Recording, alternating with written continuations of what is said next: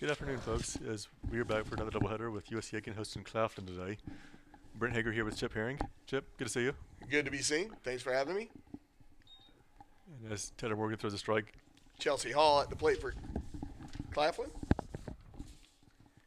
and Hall comes in the game batting 111. She's 1 for 9 on the season. She takes that pitch ball. So 1-1 is your count. Taylor Morgan in the circle. She's 1-0 in the year. 2.76 ERA.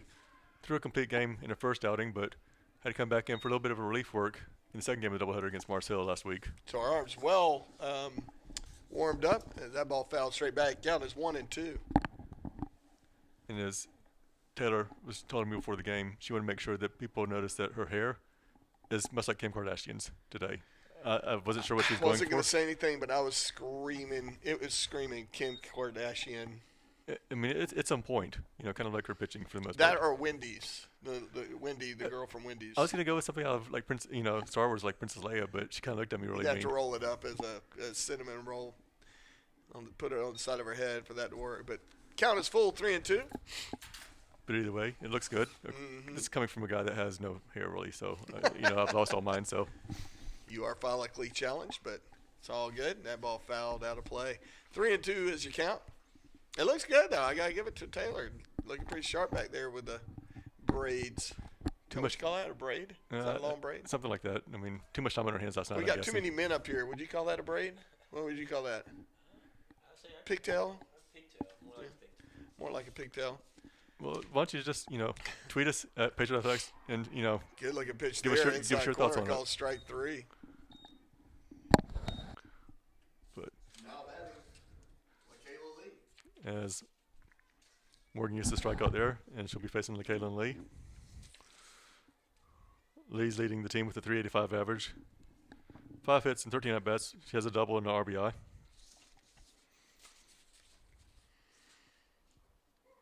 And first pitch called outside corner, strike 1. And Morgan has 14 strikeouts on the season so far. Not a bad start to her senior year.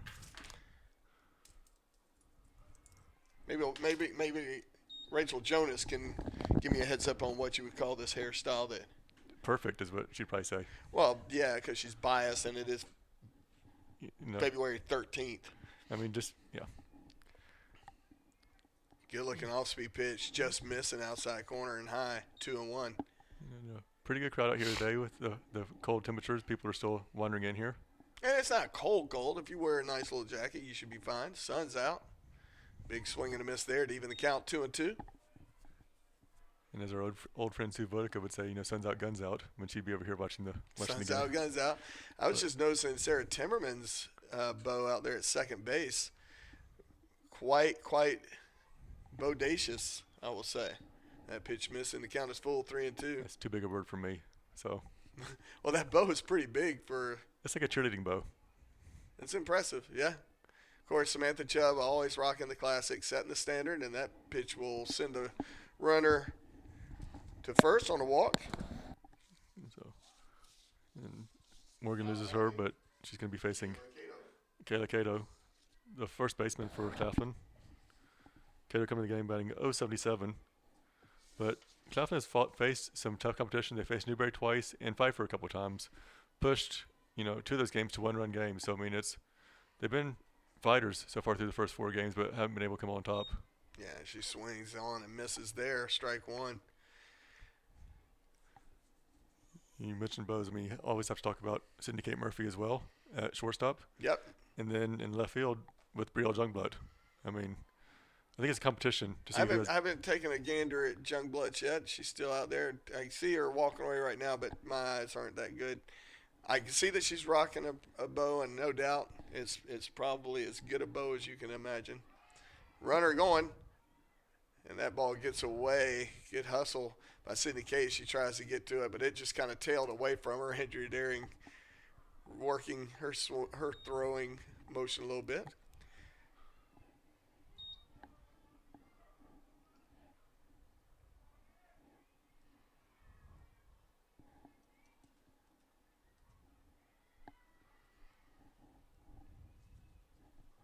Runner on second. Shaquila German up to plate. I totally missed that walk up. It was a strikeout on the. It was supposed to be a hit and run to the runner going to second base, and we got a lot of things going on over here up in the press box. We are juggling fire sticks. But the 1-1 pitch.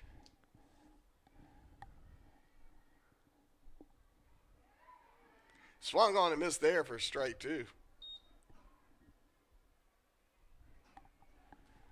Last year, our broadcast went worldwide because you had some people that were living in Italy that follow us, and right now I just think that we're going all the way to Missouri and Texas and places like that. But either way, we'll take it. And who knows? Somebody might accidentally stumble across us. Good thing is being on YouTube. People who just want to click on something live, they can watch softball. It could be all over the world right now and pick it up a lot easier than they could last year. Let's hear it for the internet. We are worldwide. Little slap shot. Nice play by Sidney Kate Murphy at short. And good dig by Megan Jean Thrower as she retires the side. So they get no runs in the top of the first. We'll meet you at the bottom of the first with the Pacers take the plate. We'll be right back.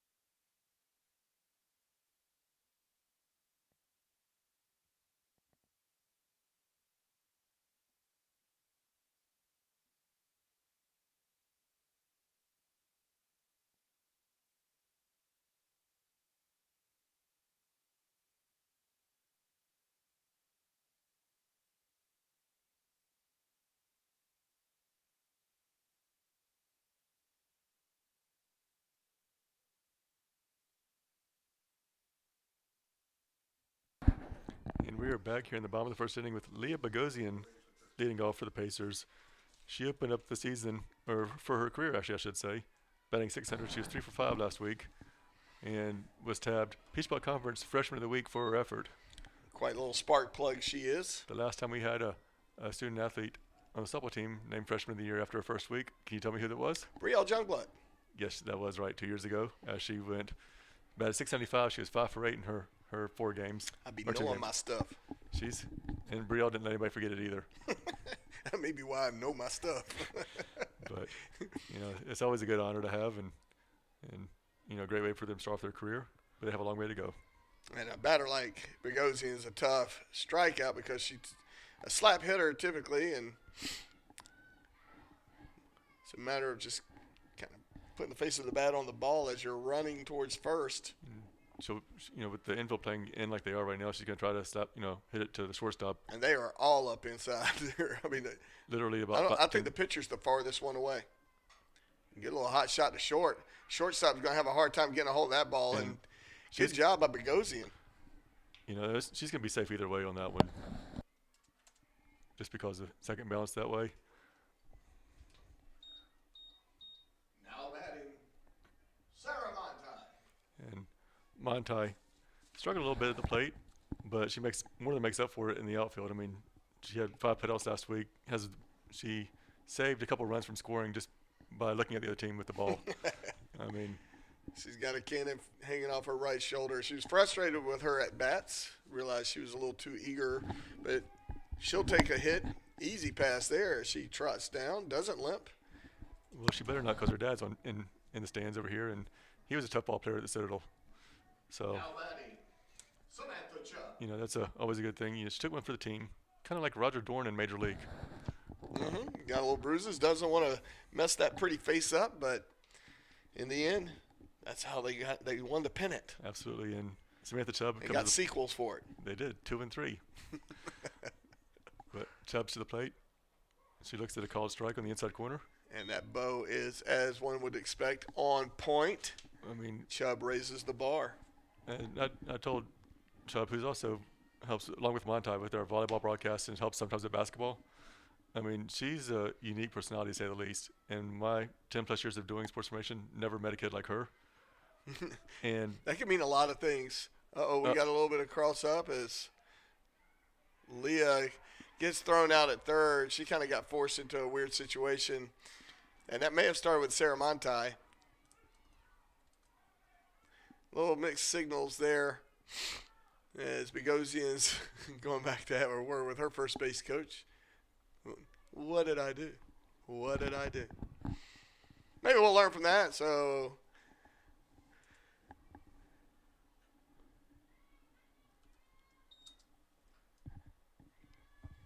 that pitch missing low.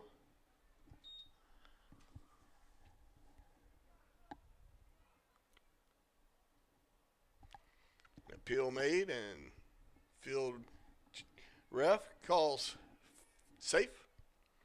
So 1-2 pitch. Swung on a miss for strike 3 for Miss Chubb. That's going to bring up the freshman Hannah Price. And Price went for 5 on the year, but had a very timely hit in the last game, coming up big in the 7th inning to help the Patriots get things going and tie the game against Marcel before they went on to win in extra innings. Looking forward to seeing how she contributes this year. First pitch called strike. Definitely want to take advantage of Sarah Montai on second. The wind's blowing in, it looks like.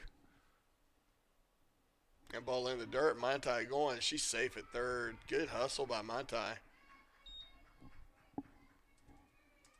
So Hannah Price with a 1-1 pitch coming. And you can almost say that was a delayed steal. I mean, she was halfway down the base and, just kind of says, are you got to second and third real quick. There. Yeah. That inside pitch missing, 2-1.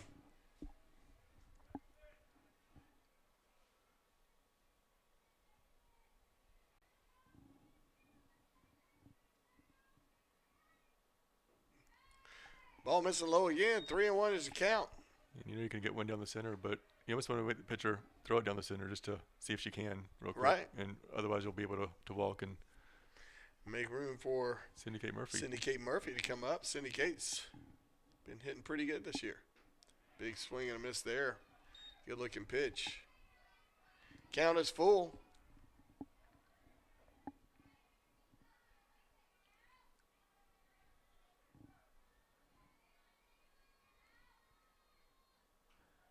She gets a piece of that one's just enough to stay alive. Price has a ton of potential. That's the word that Coach Snyder keeps saying is the potential is there. It's just she's going to reach the potential this year, next year. I mean, just coming in as a freshman, it's tough to come into a starting lineup from day one, but she's done that. Little slap shot to third, and that's going to get past the third baseman. That'll score 1, so Hannah Price, on an error, will get on first. Now batting, Sydney Kate Murphy. And so the Pacers lead, 1-0. Commanding 1-0 lead. Hannah Price on first, 2 outs. Sydney Kate at the plate. Big swing and a miss for strike one. And last time she was at bat, she hit a double in the left field with 2 outs in the bottom of the 7th inning to, get things going and push the Pacers into extra innings against Mars Hill. And she's a unique personality to say the least. One of my favorite Ohioans. As she just she recently has a sister that got married. It's a big family celebration for that. And Cindy Kate Murphy's a great kid. We'll talk in the office lots of times on her way to study hall. This is down the hall from my office. But she talks about the wedding. She's about in tears all the time. As a nice little play by Claflin to get out of the inning. And that'll retire the side. So with Pacers leading 1-0, we'll be back in just a moment.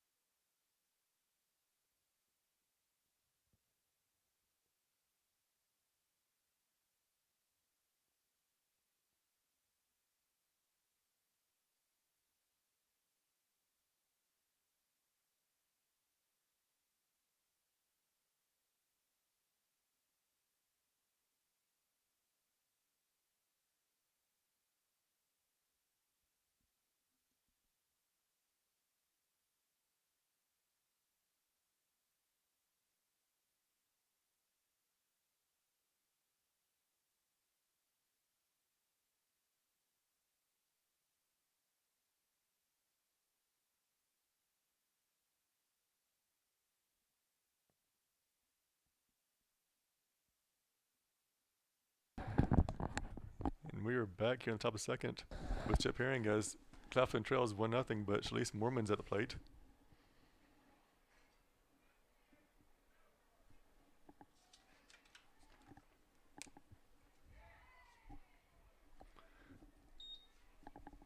First pitch called strike.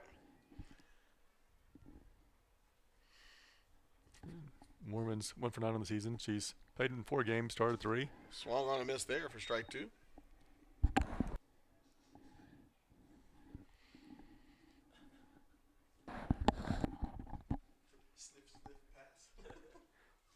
As Taylor gets a sign and throws one for the strikeout.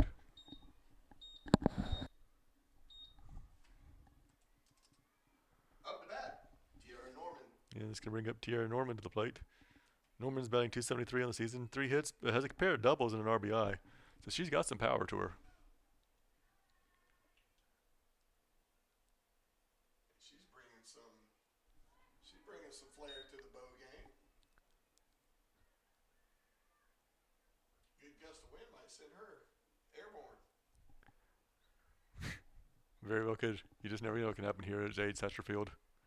Big swing and a miss there to even the count 1-1. You talk about all these hair bows, but you haven't brought up Megan Jean Thrower's different hairstyle this year. She went with the tight hair bun for the last 2 years. I think that'll help make her Sand Angels a little bit more complete. And if you don't know what we're talking about, folks, last year was probably one of the funniest moments I've ever seen in college athletics when she tried to get a hit, tripped over the bat going to first base and just laid there and made a sand angel on there. The umpire had to stop the game because he was laughing so hard. It was heroic, in my opinion. If we can find it, we will put it out there for everybody to see on YouTube.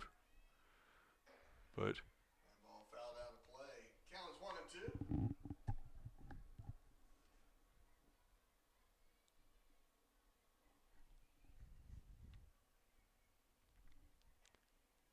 Morgan has a pair of has 3 strikeouts so far. 1 ball, 2 strikes with 1 away here in the top of the second.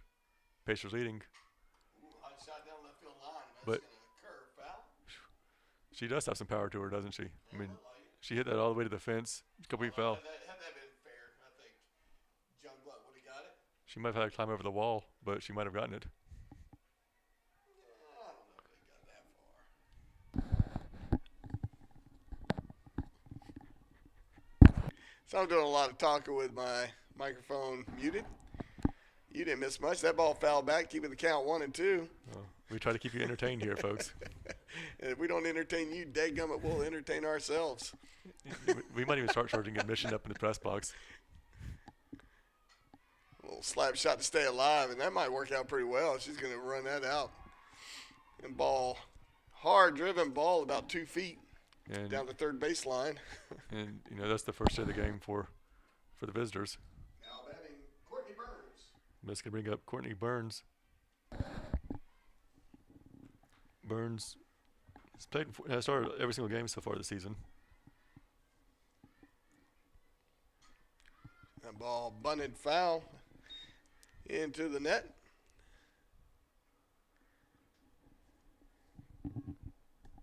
Courtney Burns, the shortstop for Claflin.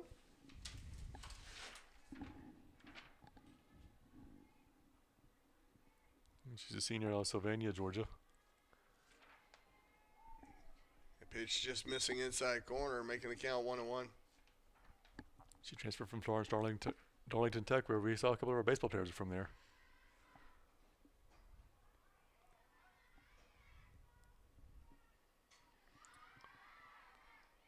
Good. Andrew Daring laying it out, trying to catch that ball. Can't get it. Can't quite get there. Good hustle though. It's like one of those wide receivers that falls just short of the ball at the end of the game and loses the Super Bowl. Showing some athletic prowess from behind the plate. Megan Jean Thrower on the hot pursuit as well. Perfectly bunted out of play. The 1-2 pitch. That's going to be a strike all day, every day.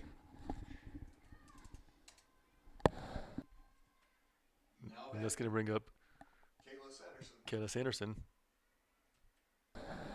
She's Kayla Sanderson, the catcher. started every single game so far this season. Second on the team with 12 putouts.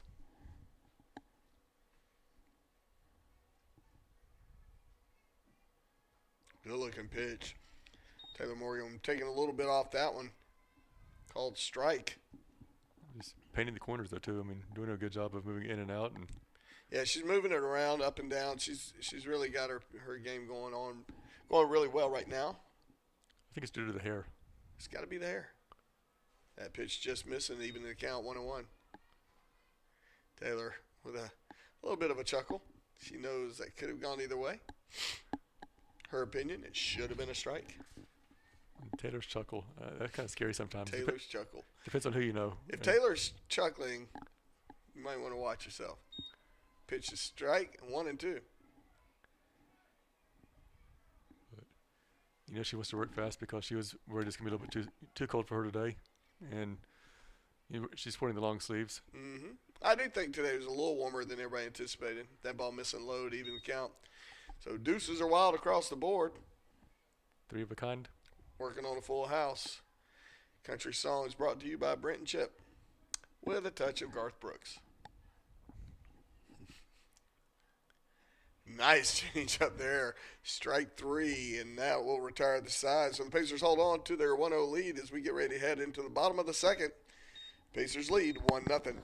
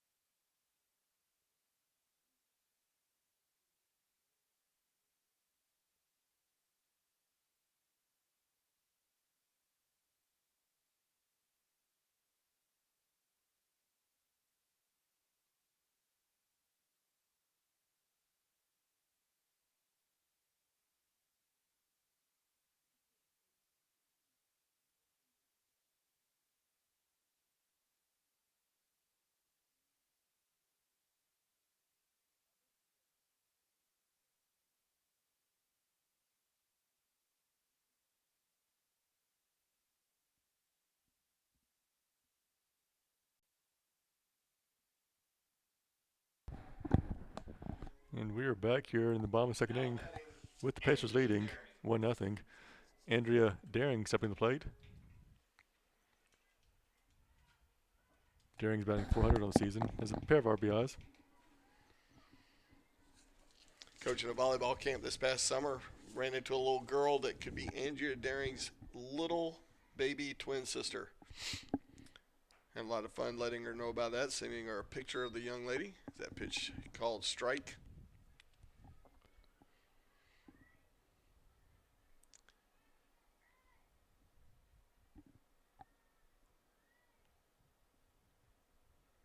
Nice off-speed pitch. Andrea wisely doesn't go for it. Called ball, 1-1. And the wind's blowing out a little bit. So right to left. Always swirling up here. The flag just doing spinning around the flagpole as that pitch called strike. 1-2.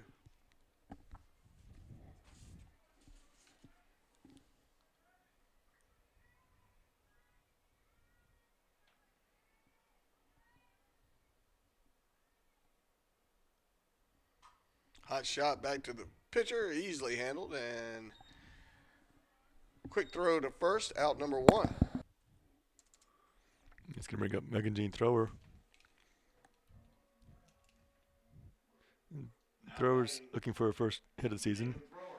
You know, only batted 3 times. Didn't bat a second game with a doubleheader against Mars Hill. But she's back in the lineup right now, and we'll see how she can do against this pitcher who's performed pretty well so far. I mean, she's got some speed. Mm-hmm. And she's good at mixing it up. Absolutely. And first pitch called strike right there. You know, Claflin's a much improved team than they were like in the last couple of years that we've seen them play. And give credit to their coach. I mean, who's done a good job getting the girls in there. And Matisse Lee, assisted by James Kennard, would be their coaching staff. Big swing and a miss there. Strike 2. And, you know, they pushed Newberry to 1-run games a couple of times. And, you know, if you can play them closely, you can play just about anybody in the region closely. Newberry would probably fit more in the elite class of at least in the top 10 or 12 teams. Mm-hmm. And you say 10 or 12, but, you know, the Peach Belt's solid from top to bottom. And then you have Wingate, Carson Newman, who were good at the sack. Big swing and a miss there as Megan Jean goes down. That's going to bring up the freshman, Sarah Timmerman. She's batting 2 for 4 this year. Scored 1 run. The product of Abbeville. Where she keeps telling me there's more to do than just like go to like one restaurant in town. So we looked up and there's 2 restaurants. There's on the list of things to do, And nice bunt laid down. She's going to have to leg that one out, and she's going to make it as the throw draws the second baseman off the bag. So she's safe. Probably be an error.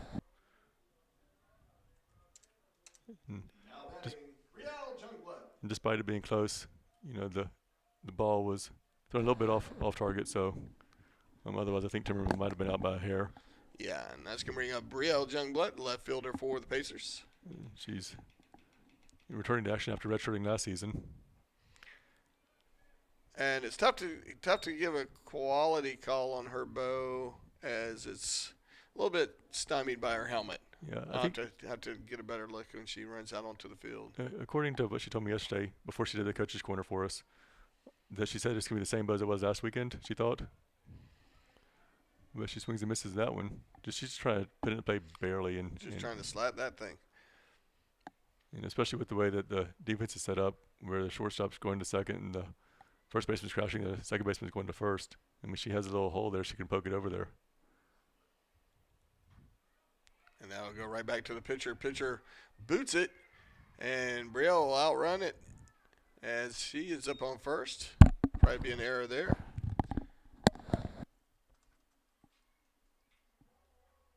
Now batting, Bogosian. And as that was ruled an error. Tough call because Brielle Jungblut is really fast, but I think the pitcher would have had her either way. And that one best can bring up Bogosian. So you have back-to-back slappers in the lineup, which it's a unique way to have your 8-9-1, but has a lot of speed on the bases for the power hitters.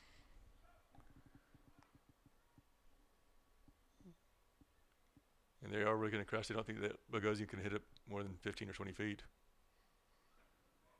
I mean, she's going to take a big swing there and fouls it back. I think that's the first time she's had an actual swing in her college career. Usually it's been like, here, just ball, meet the bat, and take off. Well, you definitely appreciate that they have obviously scouted the Pacers. Absolutely. They realize there's a lot of speed right here, and that ball missing. And we get an out. Looks like Timmerman's out for out number 3 as she tried to steal third. So that'll retire the side. Pacers can't put any on the board, but we still hold on to a 1-0 lead as we head to the top of the third. We'll be right back right after this.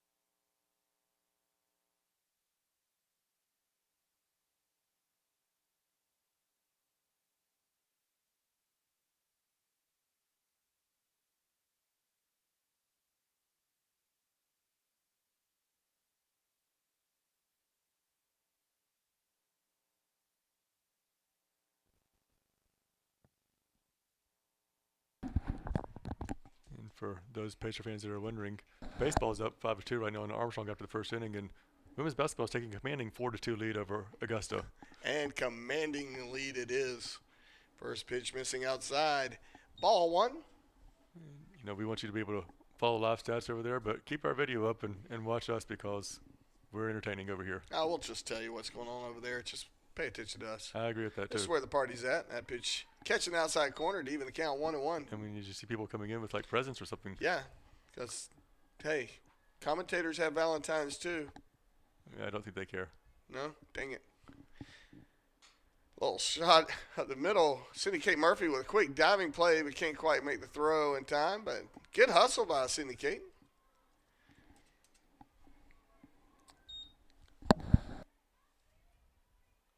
And it's going to bring up the leadoff hitter, Shalise Hall, or Chelsea Hall. My apologies. Now batting Chelsea Hall.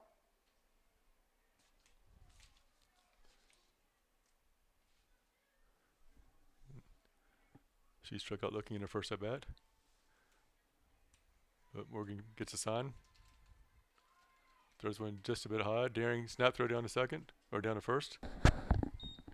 Runner's back safely.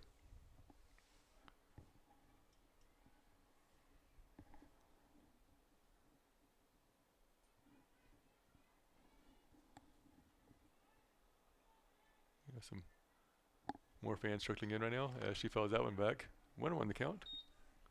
Nobody out here in the top of the third.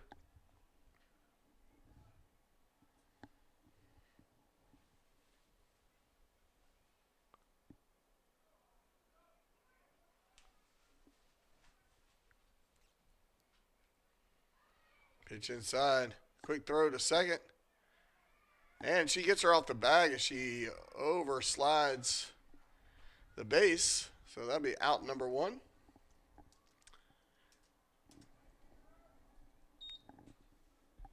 I believe was that a ball? It should have been a ball, but Waiting for confirmation from the umpire, which I don't have right now. and he's not seeming to be in a hurry to give it. Swung on a miss there. We know that's a strike. So 2-2 is your count. You know, we won't fuss at the scoreboard person tonight like we did yesterday at baseball. That's because right. I'm on scoreboard today. And live stats. And Chip, you're on PA and broadcast. Yeah, good slap shot down the third. Youngblood will get it back in, and Sydney Cade will bring it back in. So good base hit for Miss For Hall. And it's going to bring up Lee back to the plate. And she walked in her first at bat.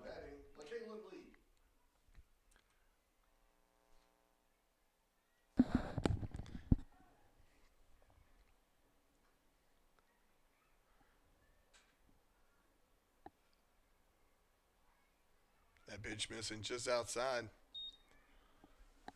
One of the count with one away here in the third. Pacers leading 1-0.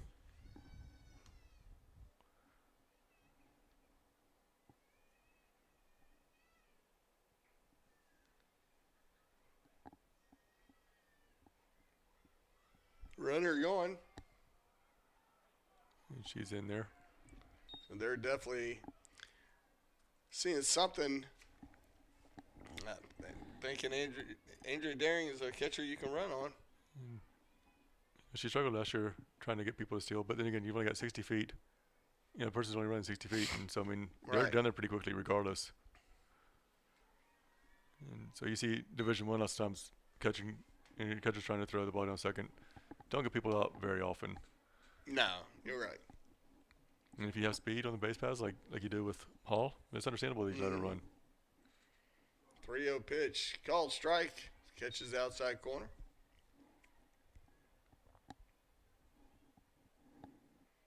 And Hall's 7 for 7 steals this year.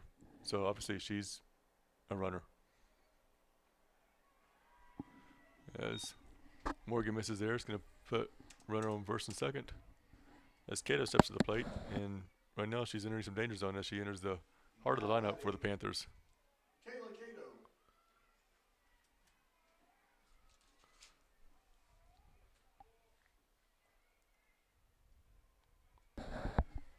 As she misses there, 1-0 the count.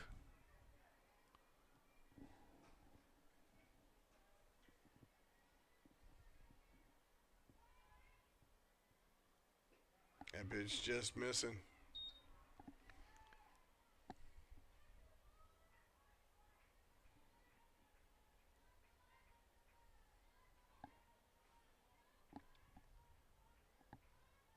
Good looking pitch there. Inside corner. Called strike. 2-1. Runners on first and second with one out.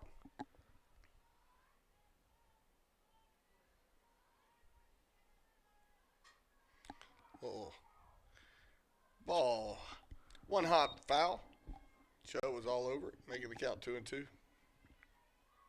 And the high chopper would have been a difficult play for anybody, though, even with Chubb's arm. Yes. She was going to have to come get it and make a throw all in one motion. Say the arms on the left side of the infield for the Pacers, probably two of the best in the region.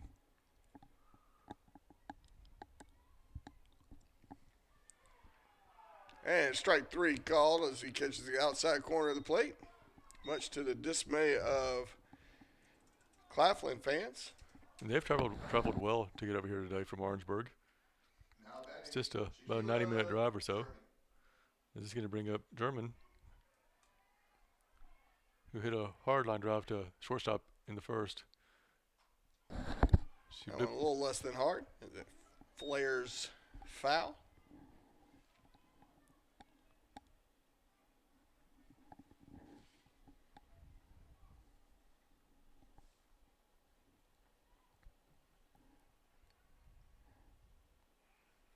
Oh, one count. Just missing outside. Even the count, 1-1. Two away here in the third, but the Panthers are threatening. Runners on first and second. Swung on and missed for strike two. That was I can't not swing at this, but I don't want to, but I have to swing. Taylor Morgan definitely fooled her on that pitch. Took a lot off of it. She fooled everybody. She pitched it Saturday and like a week ago, and it got here today. Mm-hmm.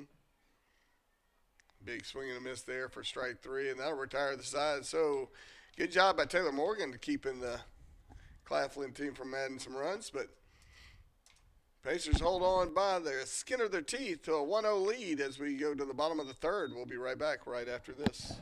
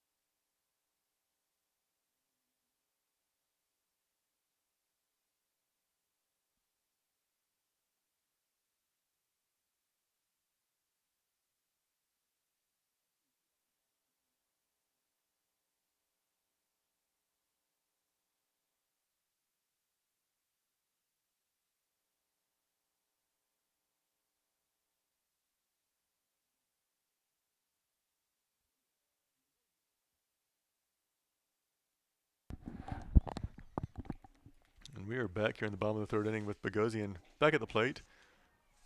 She was batting last time, but when Timmerman was thrown out at third, she gets another at bat. So we'll do it again, but hopefully with better results for the Pacers. Yeah. We expect better, too. Dynamite With a drop in bow over there. like that, she is looking fabulous. And the hands apart grip, which you don't see very often anymore, but made famous by Ty Cobb. Yeah. But when you're only 3'5", it's probably the best way you can get that bat around. This is 5 foot. Is she 5? That's what it says. Yeah, that's what it says. The website's never lies. Missing there. 2-0 is the count. I mean, she is listed as a 5 foot tall freshman from Pawleys Island, South Carolina. They say numbers never lie. That's like a TV show or something too. Should be. Swing and a miss there. 2-1 the count to the leadoff batter as she trying to fix her shoes. Probably kid-size shoes still though. Like very little kid-size shoes. It's funny, kid-size shoes, but such a big personality she has. She does have a big personality. She's a lot of fun. She did not waste time making a splash here at the USC Aiken community.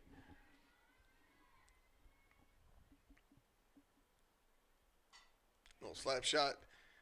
Oh, and she's going to – the second baseman was all the way up. And Leah Bogosian wisely sees that second base is not covered. And her little celebratory boogie at second was pretty awesome. I wish we had – we're recording this. We'll have to zoom in on that. But there's a timeout at the circle for the home for the guest team. And so we're going to take a breather. We'll be right back as Sarah Montai gets ready to come up to bat.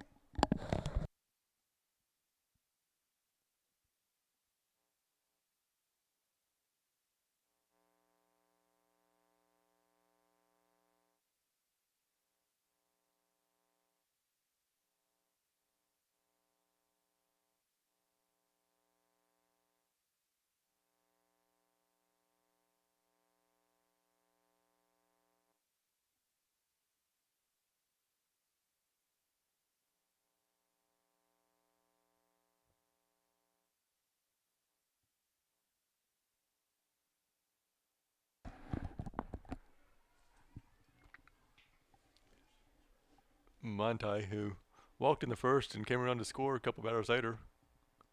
That ball's going to get away from the catcher, and Leah Bogosian quickly steals third. She is a little blur around those bases. Yes, she is.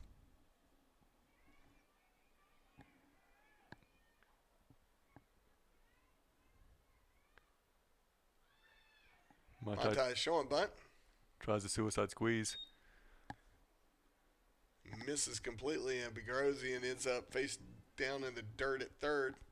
Just want to get her uniform dirty, so I think Jerry just laughs when he watches her do what she does, and rightfully so. She's just funny to watch.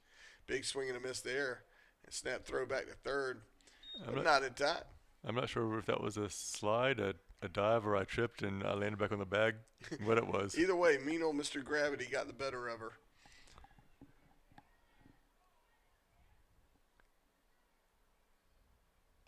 Good shot down the third baseline by Sarah Montai. She's going to end up turning that into a double. She might even go to third with this as a left fielder struggles to get her handle on the ball. So good job by Montai showing out. And she ends up on third. Scoring a run. Now batting, Samantha Chubb. And that's going to bring up number 12, the self-proclaimed princess of the group. Not self-proclaimed anymore. You can Google it. She is the princess. And she always has that little grin on her face, like, "Can you do this for me?" And it's like a little kid. You can't tell her no. I tried. Yeah, I know. You're right. Big swing and a miss there. Good piece of hitting by Montai. Montai, like I said, was frustrated with her at bats last week. Felt like she was trying to press a little too hard, and definitely sat back on that one and was able to end up on third, driving in a run. And Montai's caught in a rundown. And she's out. I think that was one of those moments where Sarah Montai was trying to do too much. in the situation and got called. So went down, and Monta's not happy about that at all. No, she's going to be frustrated with herself. She did not handle that well. But Samantha Chubb will dig back in, and we got a 1-1 count. 1 out. And we appreciate the umpire helping us out a little bit when we get distracted, and I don't know what they're talking about down there on the field right now.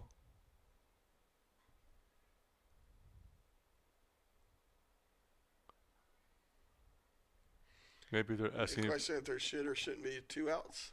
No, No, because Leah would have been. I think they're trying to see if it's an 0-2 count or 1-1. Possibly.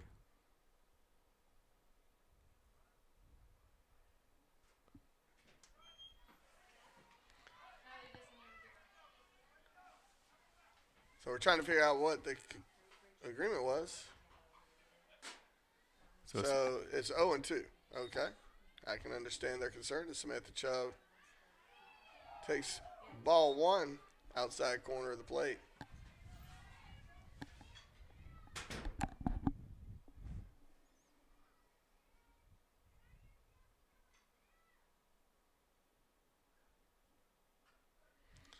Fouled off to stay alive. Keeping the count 1-2.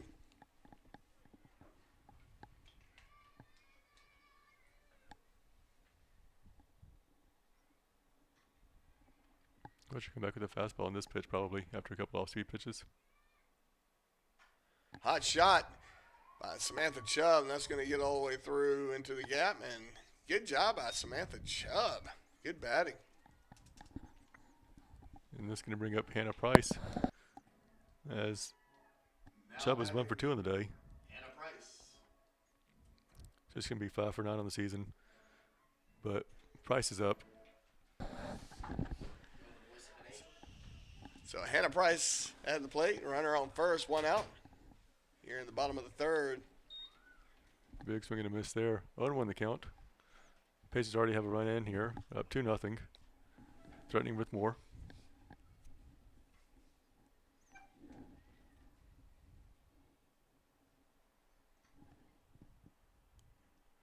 Lee with the pitch. And a hot shot about 3 feet behind her. So she's quickly behind 0-2.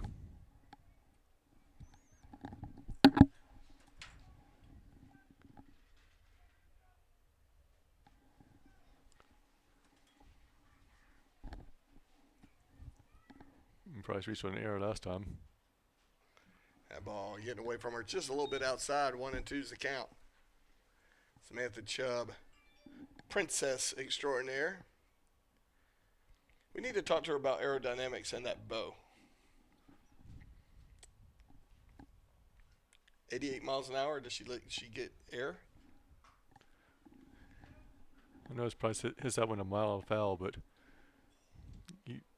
Princess, with her, you don't even need anything, anything aerodynamic. Maybe she goes back to the future. All you need to do is just tell her to hit over the fence, and you can walk around. But she's not a long ball hitter.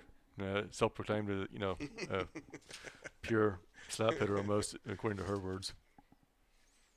I don't know what happens. I just hit the ball and it goes out of the park. I don't mean to. Of course, wind's blowing inside for Hannah Price.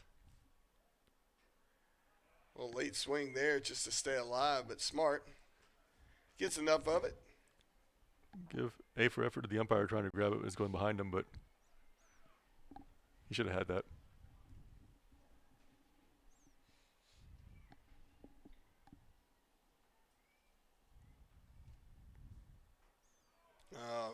That's one of those swings that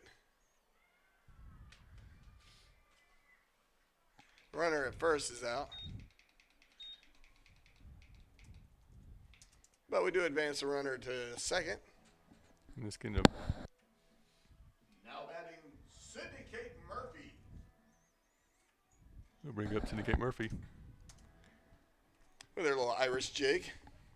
Still wanting to see her dance the dance. I love the song, but I want to see a little bit of a jig out there. We'll take a hit right at the shortstop. Shortstop handles it well, and they'll retire to the side. But the Pacers are able to add 1 to their lead. We'll go to the top of the fourth with a 2-0 lead. We'll be right back right after this.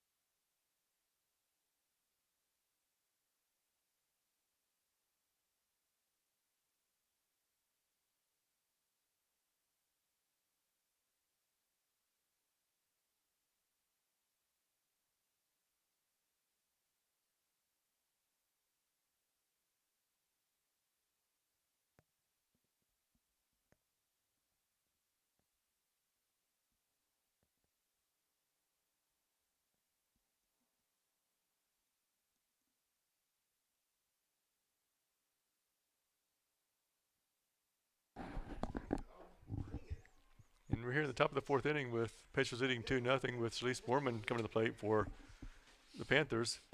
She's 0 for 1, struck out looking to lead off the second inning. Back to leading off again for the visiting team, so we'll see what she does here. Morgan's still on the mound, or in the circle, I should say. In the circle. You'd be on the mound as that's ball one.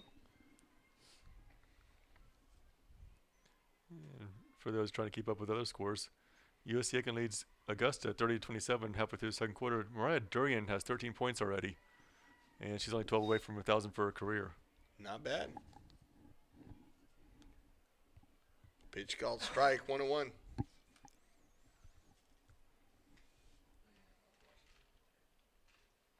Nice change up there. Swung on and missed to make the count 1-2.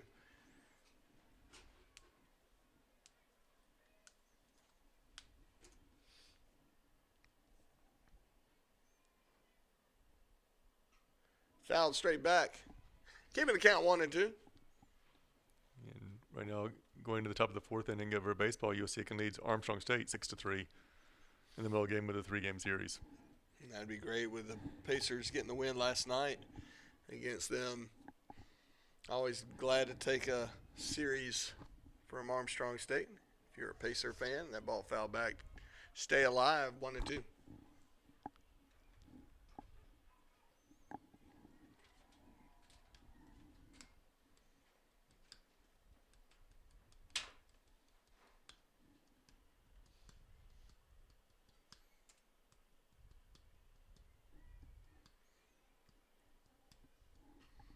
Fouled straight back. So it's starting to look like a little bit of a foulapalooza here. The USC Aiken softball complex. Which used to be the baseball complex years and years ago. Back in the day. And athletic director Randy Ward was still the coach. Good looking pitch there called strike 3. And that's her 7th strikeout of the game, so she's dealing. And Taylor looks very unstrained by the effort. She's just relaxed. I think it has to do with the hairdo again. Could be. Different hairdo, more relaxed. Next up to bat, number 17, Tiara Norman. Tiara Norman up to the plate for Claflin. Ball fouled straight back. She singled back in the second.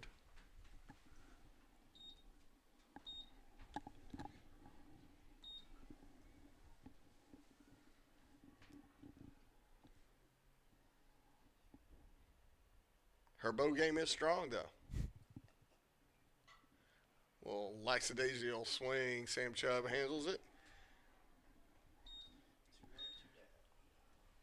And throw easily made to first for out number 2. That's going to bring up Burns, who struck out looking back in the second. Next up to bat, number 5, Courtney Burns.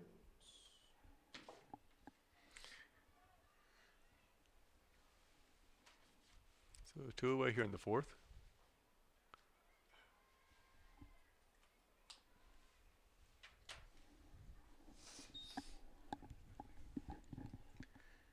Ball 1.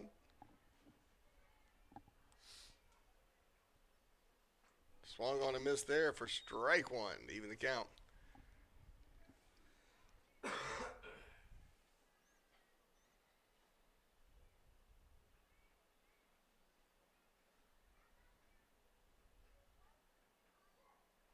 Inside corner called strike. 1 and 2 is your count.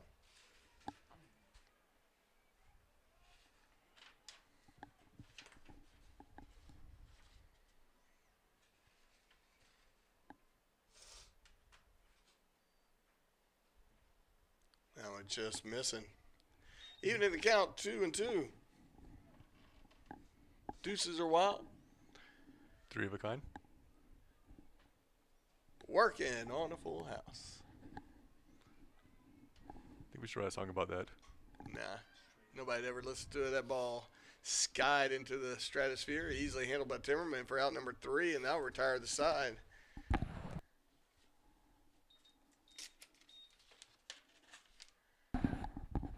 And so we'll head to the bottom of the fourth. Pacers lead 2-0. We'll be right back right after this.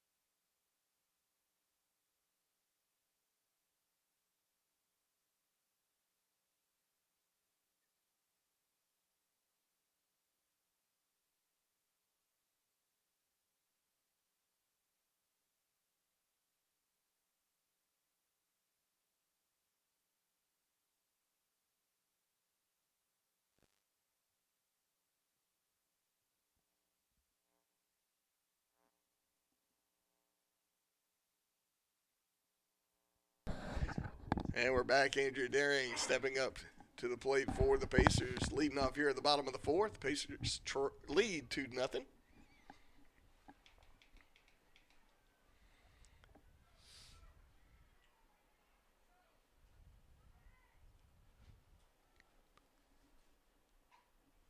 Hot shot off the inside of her left heel. Strike 1. And she grounded back up to the pitcher in the second inning.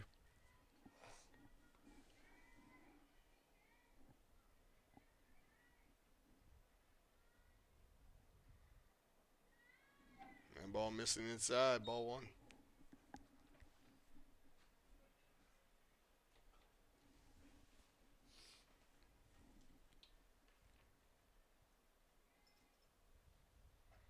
Big swing and a miss there. Strike 2.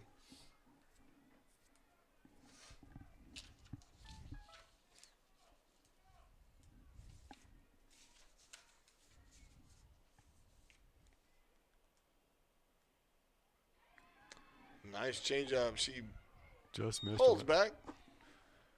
The crowd wanted that one called a strike, but umpire said, just a little bit outside. But Lee came into the game with a 2.33 ERA.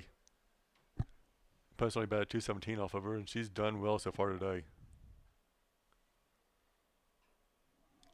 Fouled off just to keep it alive. 2-2.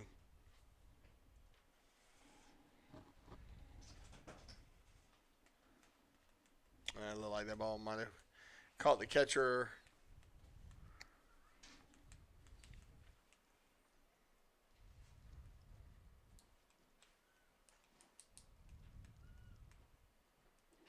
We'll take a break as they try to figure out what's going on with her. We'll be right back right after this. Good time to go top off your drinks, make some more popcorn. We'll be right back.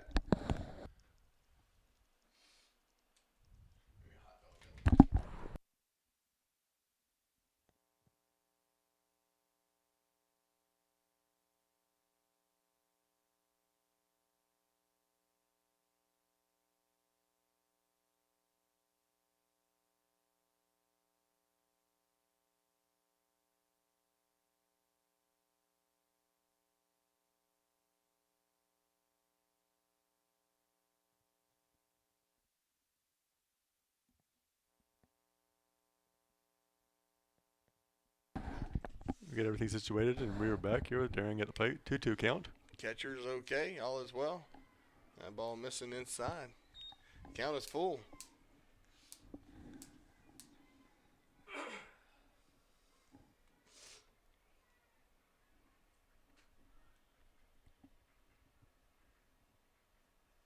Nice changeup called strike 3, and that'll be out.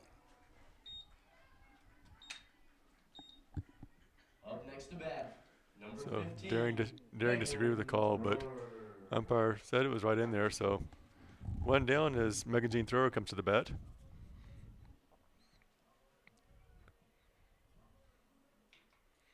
Mega Jean, a character of all characters. She will make you laugh if you hang out with her for more than a minute. That pitch missing outside, ball 1.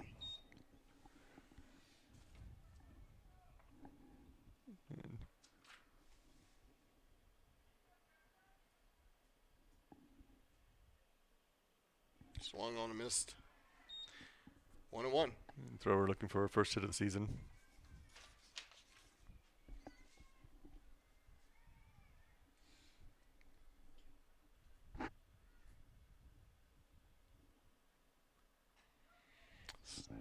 Follows that one back. 1-2 the count. One away here in the bottom of the 4th.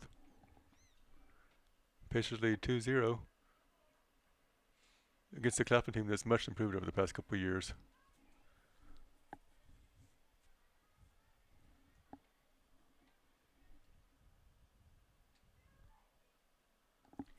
The 1-2 pitch. Nice change up there. And Thrower knew that that was right in there. So 2 away here for Timmerman, who reached on an error, 7, Sarah Timmerman. but then she was picked off trying to steal third. So Sarah Timmerman coming to the plate, looking to make amends. And it wasn't really that she did anything wrong. She just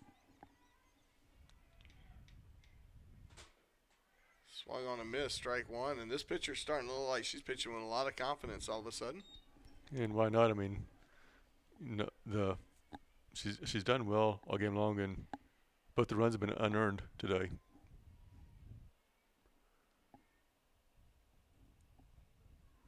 That ball scoots past first. Strike 2. And Timmerman couldn't not swing at that one, but as soon as she did, she realized she probably shouldn't have. But she's a freshman. Take her some time to learn those things. Well, right now I'm thinking something off speed. And that ball missing. It's like you have ESPN or something there, Chip. It's ESPN Ocho, actually. Gotcha. I hear everything in Spanish. I can't speak it, though. The 1-2 pitch. Fouls that one. All the way up on top of the dugout for the Pacers. So that'll keep the count 1-2. And look at that reaction by Janie McCarthy going over there to get the ball. What hustle. Well, that freshman from South Aiken, quite the athlete. Looking forward to seeing her contribution over the course of the next few years. That off-speed pitch just missing high. So 2s across the board now. They can be wild from time to time.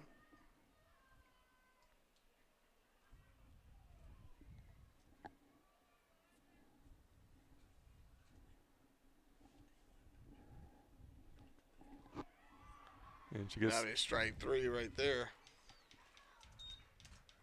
So going to the top of the 5th. Pacers lead 2-0.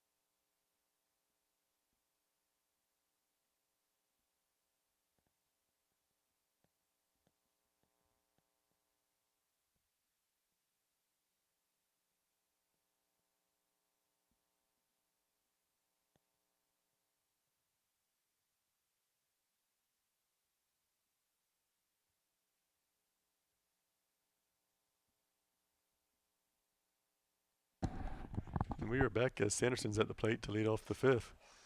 Sanderson struck out swinging to end the 2nd. Fouls that one back. 0-1 the count. Yes, we're having some technical difficulties with Herring trying to fix his headset. We're back.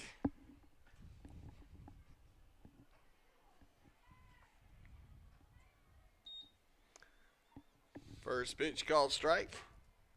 Second pitch called strike.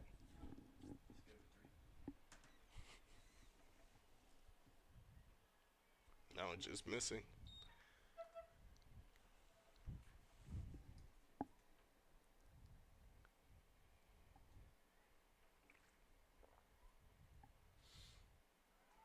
And wow, that one was called ball, but at least it looked like from up here that it was good, and some of the parents down low thought it was good too. It looked a lot like the off-speed pitches that were striking Pacer batters out. So you're going to get a little bit of that. But it's a tough job to be an umpire down there. Yes, apparently it is. Accuracy is not always possible. 100% accuracy, I should say. That's not fair.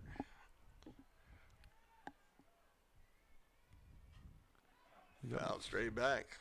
And for some women's basketball action, USC Aiken actually leads Augusta 35-34 at the break. Mariah Durian has 16 of the team's points. Alexis Ware has 7. DeCosco has 5, and so does Stephanie Ball.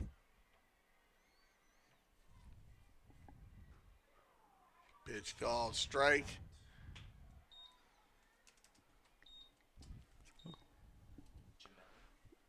Next up to bat, number 20, Jamela Thomas. That's going to bring up Jamela Thomas to the plate for Claflin. Thomas had a single back in the 3rd inning, broke up the no-hit bid. Shot to center field. Sarah Montoya easily rides over. She atones for that out that she had on the base paths.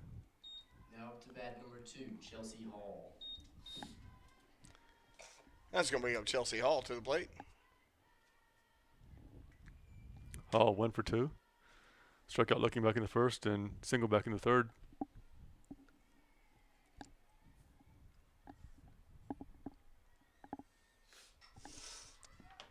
And ball's going to have burn marks coming back through the ozone layer. Possibly going to get a car. And at least it's not mine because mine's in the other parking lot. I did that today for the first time ever. Just to be on the safe side? Nah, it's just happened to be coming in that way. Said, I'll park here.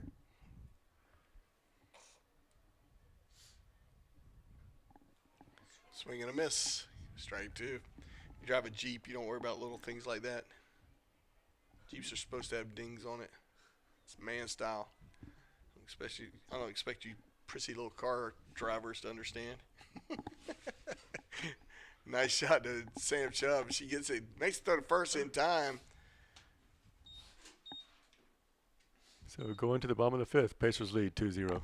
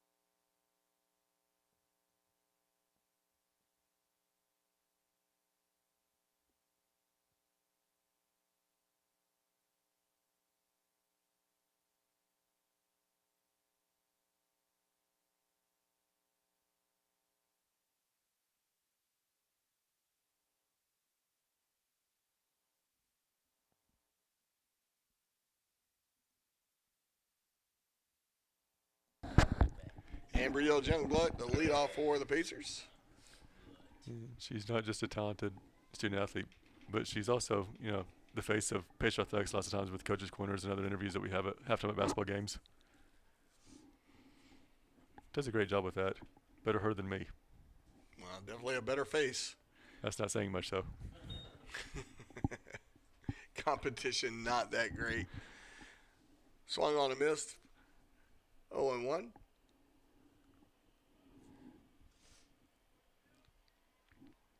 Definitely well scouted with everybody in about 15 feet from the plate, it seems like.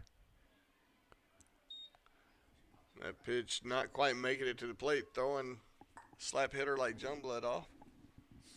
0-2 count.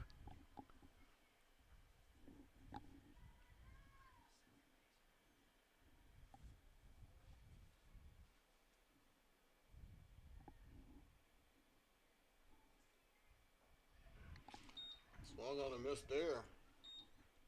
First strike three, out number one, and that's going to be bring up Leah Rogosian. Now up, number one, Leah Bogosian.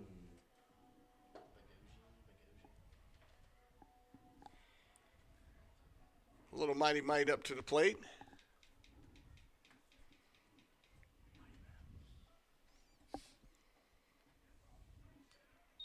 First pitch called strike. With Bogosian, you might see her family travel to about every game for the next 3+ years. It's just my guess. So proud of that kid. She's so fast she outran her shot there. 0-2 the count. And I'm impressed with Lee. She's done really well in the circle for the Panthers today. Mm-hmm. She's pinched it pretty comfortably. Only giving up 3 hits. One of them, of course, was to Bogosian.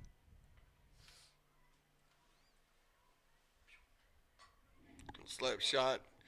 Foul. Just missed that mark. That's the farthest she's ever hit the ball, I think. It almost hit the bag.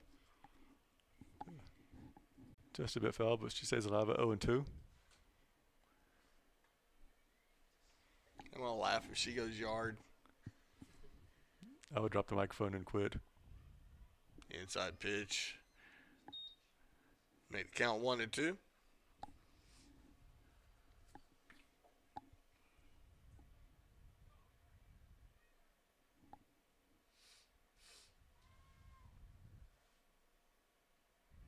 Bounces that one up. 2-2 now. And if you're wondering, USC Aiken baseball's up 10-3 now. So a nail biter over there. That's a great job so far. It's not over till it's over, as Kenny Thomas always tells you. And Bogosian goes down swinging. That's out number 2 as Sarah Monti walks up to the plate. Next up to bat, number 13, Sarah Monti. Monti hit by pitch and had a triple. The first 2 at-bats. Scored the first time, was picked off second time. Hot shot. So she's 2 for 2 on the day. So that's always a good sign when she starts warming up. And if you're Lindsey Jones, you tell her, stay on the base until Chubb hits the ball. Do not get off the base. We don't want you picked off again. And Samantha Chubb comes to the plate ready to do some damage. She's 1 for 2 after sending it into right center field last at bat. First pitch called strike. Every 2-out rally starts with 2 outs. I'm a big believer in this philosophy. That's some dynamite knowledge right there that you just dropped. Well, I'm laying it on pretty thick. That pitch getting away. Just a bit outside. Just a bit outside. 1-1 the count. 2 away. Pitch is leading 2-0 here in the bottom of the 5th. Looking to add another 1 or 2. That ball missing just a bit wide. Making the count 2-1. Monti on first. 2 outs here. Bottom of the 5th.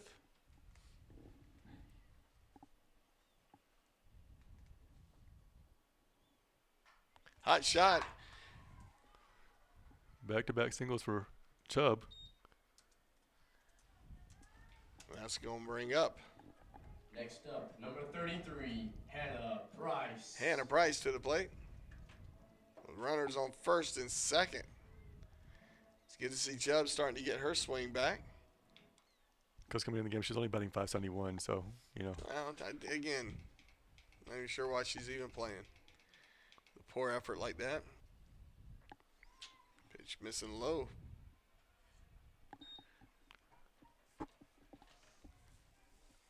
Price is 0 for 2, but reached on an error in the first.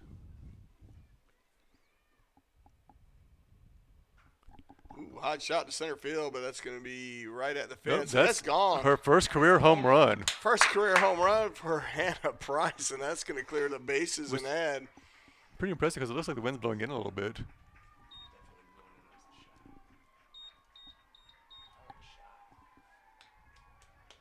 And just like that, the Pacers lead 5-0. The whole team comes out to meet her at the plate. Welcome to USC Aiken, Miss Price. She's only 39 behind the career leader for home runs. Jessica Strickland, who was recently inducted into the Hall of Fame. Sydney Kate Murphy. And Cindy Kate Murphy getting a great A introduction. little extra something in that introduction. You know, I don't think her boyfriend will like it too much, but, you know. But Cindy Kate Murphy, you know, loving the Irish song over there. Big swing and a miss there. Maybe she's a little flustered. She should be. I mean,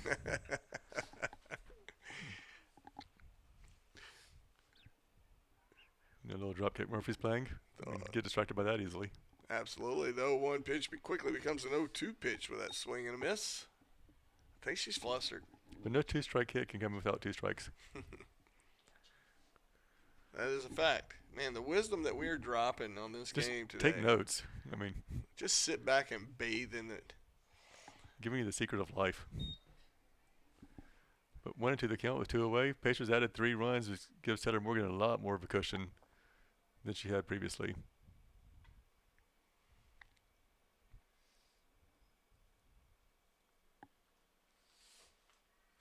Pitch missing outside. Twos across the board. Deuces are wild. Like three of a kind. Good poker hand over there.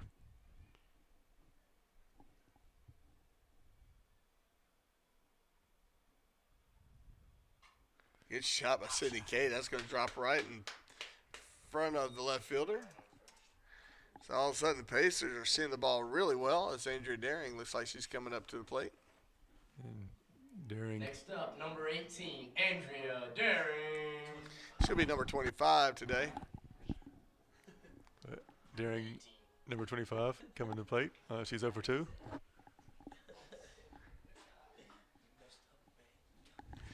She'd have song number 18 on the walk-up list. A little confusing by, I believe it was the homecoming king for USC Aiken. But we're not going to call Spencer out over there. He's trying to You argue. said Spencer. Well, at least you didn't say Lemunion. Yeah, I wouldn't do that to him. I mean, Well, I guess they could Google homecoming king. they could actually look at the pictures from the homecoming game online and figure out who it is as well. 1-800. 1-1. Hot shot over third base, and so good piece of hit by Andrea Daring.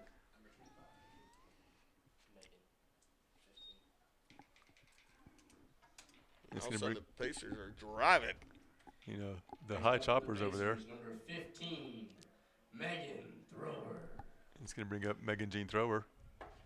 Not to be confused with number 18, Andrea Daring. And we like to have a little bit of fun over here because we don't even have an 18 on the team. But it's okay. That's what you get for having prom king up there doing the commentator. Homecoming, sorry.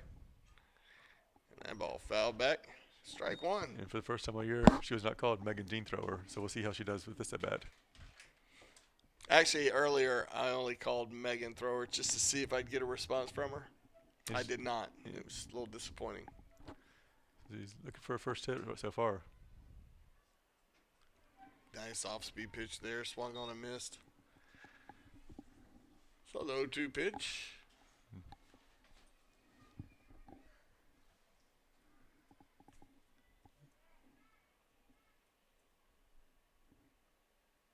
That ball missing. Making the count 1-2. Runners on first and second. 2 outs here. The bottom of the 5th.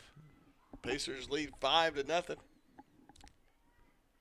Behind Hannah Price's 3-run home run earlier this inning. Big swing and a miss there to retire the side, but not before the Pacers put up 3 runs.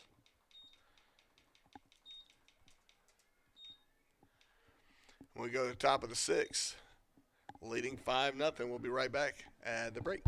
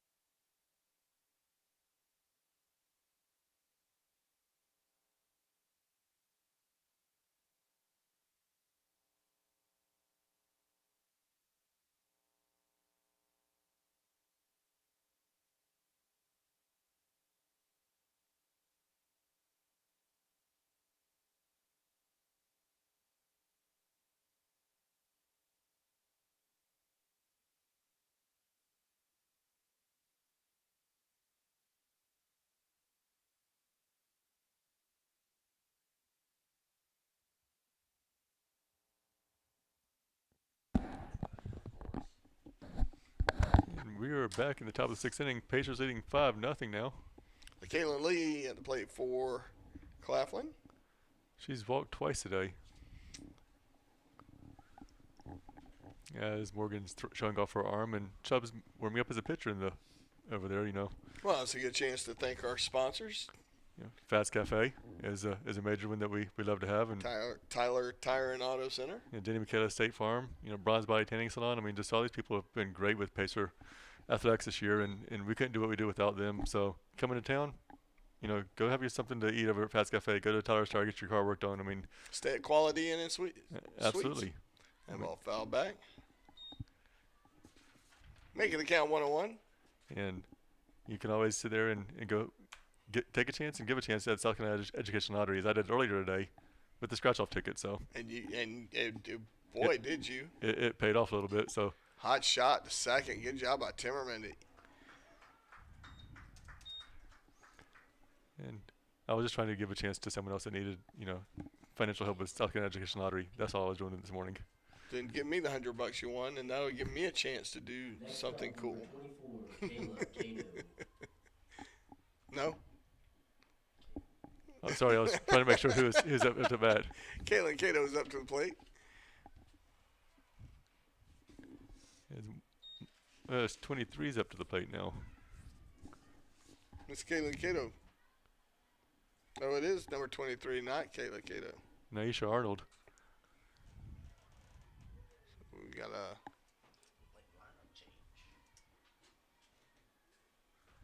I missed the count. I missed the call. Well, it's a non-issue as that ball is drilled into center field and handled by superstar Monty. That's going to bring up number 11. Next up, number 11, Shaquilla German. Shaquilla German up to the plate. And is a great grab by Monty, who, has a glove almost as good as her dad did at the Citadel when he was playing. Not that he would use it now because he's gotten a little lazy chasing down foul balls. Hot shot back up the middle. So good job by Miss German as she hustles down the first with a base hit. That's their 4th hit of the game. And we're going to probably have a pinch runner as the coach is coming in. But she was but a blur.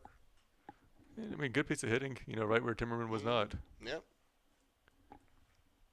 It's a big field. Just little ball. Just place it where they're not. It's not a hard game. You throw the ball, you catch the ball, you hit the ball.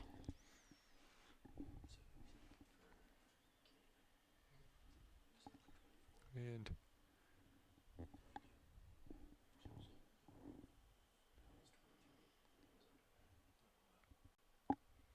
looks like we'll have a lineup change and a little strategizing going on.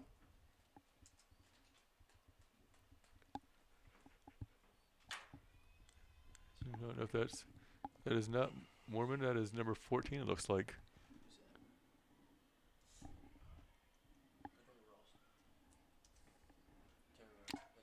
Deja Gaither. Deja Gaither will come to the plate. First pitch called strike.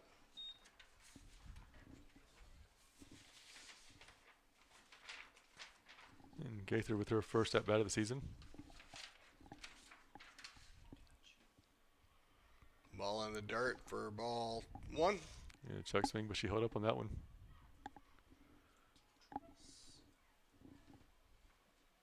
And Durian already has 23 points right now for USC Aiken. She's only 2 away from 1,000 for her career.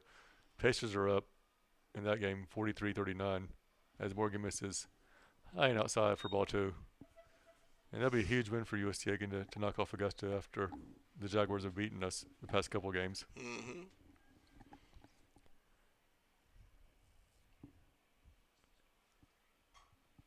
Ball lifted into shallow right field. Timmerman makes a big effort to get to it. Can't get it.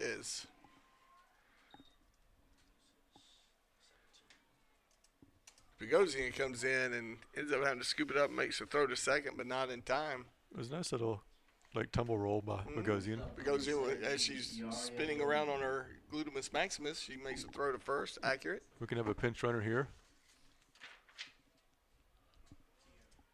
Number 3. So she's just going to re-enter the game.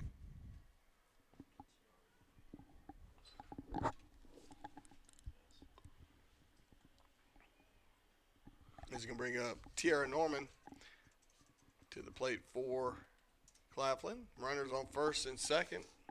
So a little sign of life for the Claflin offense here. And the wind is gusting here at J.H. Satcherfield.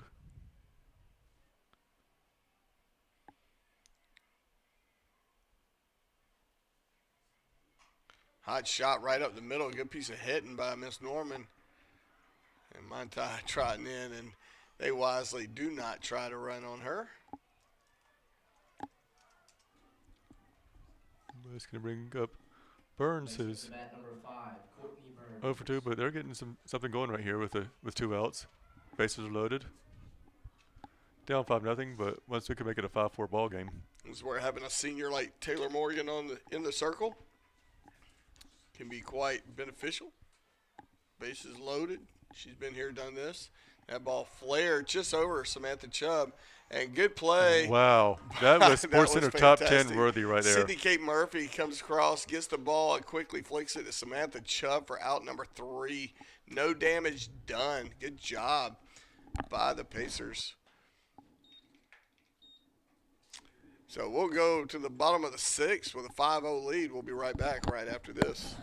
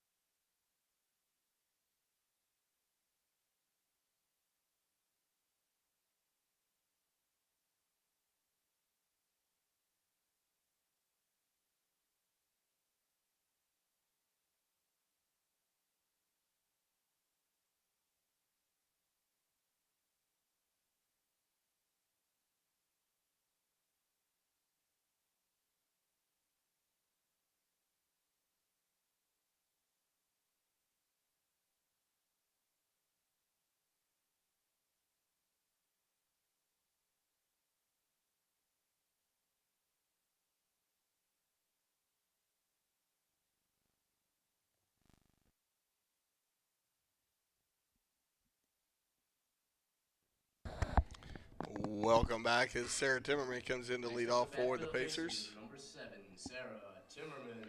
Second baseman extraordinaire. Freshman.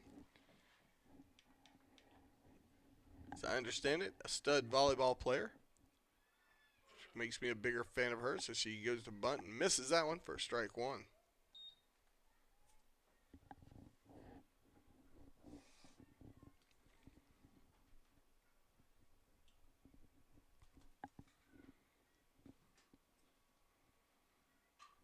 Hot shot into left field, and that's going to get all the way to the fence. So Timmerman definitely going to be on 2 there. A quick throw back into third. And so good job by Miss Timmerman with a leadoff double. Next up to bat for the Pacers, number 10, Brielle Jungblood. And that's going to bring up Brielle Jungblood to the plate.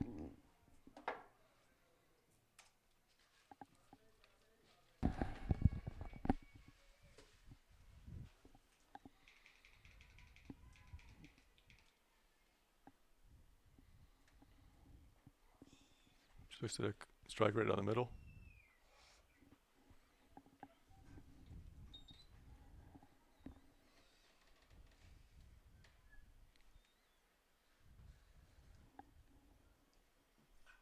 She taps one. Dribbler. Good play by the third baseman as she Comes in, but it advances the runner to third. So that's going to bring up Leah Bogosian to the plate. Next up to bat, number 1, Leah Bogosian. She's 1 for 3 in the game. Scored 1 run. Struck out swinging back in the 5th.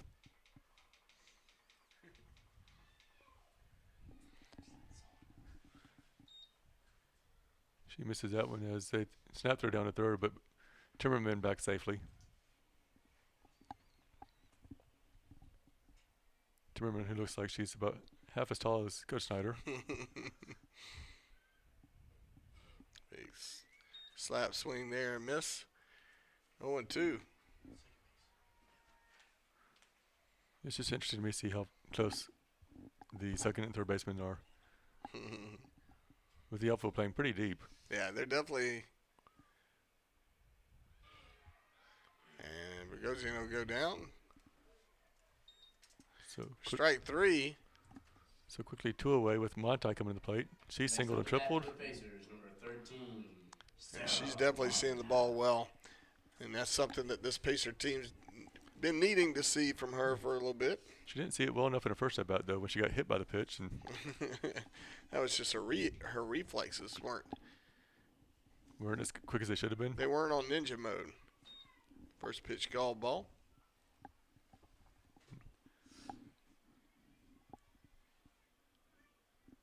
Montai, who recently became an ant, Auntie Montai. pops Ball up. lifted into right field. Easily played. Going to the top of the 7th, Pacers lead 5-0.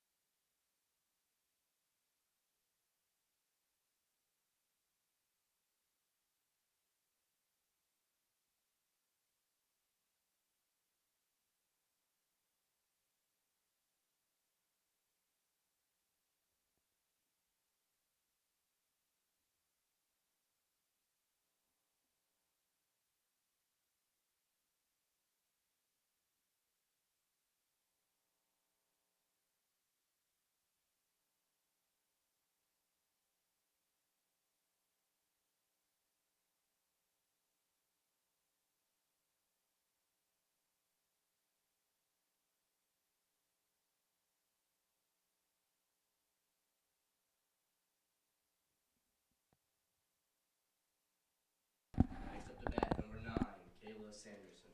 As we enter the top of the 7th, Pacers lead 5-0. Sanderson steps to the plate. Morgan looking to get double-digit strikeouts. She has 9 today and looking for a second complete game of the season and her second win.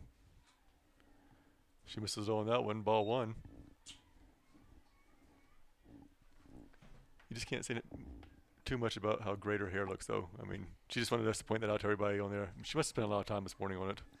Well, and I plan on at least going up there and touching the groove of her weave that she's got working right now. The little Wendy's / Kim Kardashian look.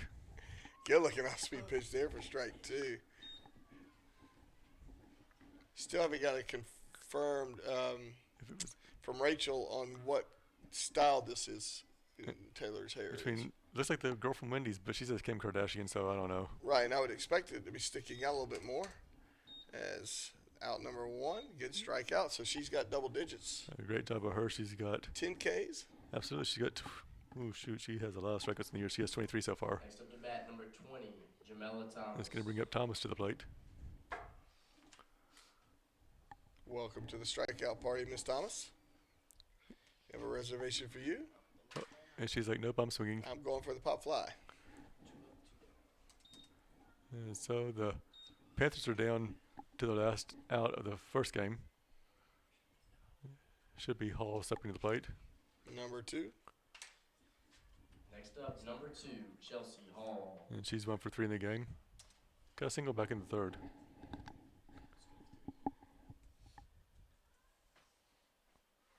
First pitch called strike. Good looking pitch there.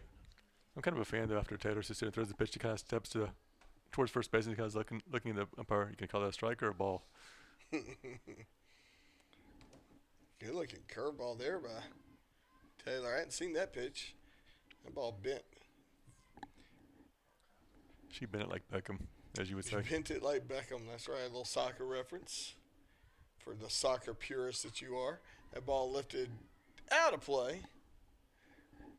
As I tell our Strike 2. soccer coaches, little ball, big goal. How do you not score more? It doesn't make sense to me.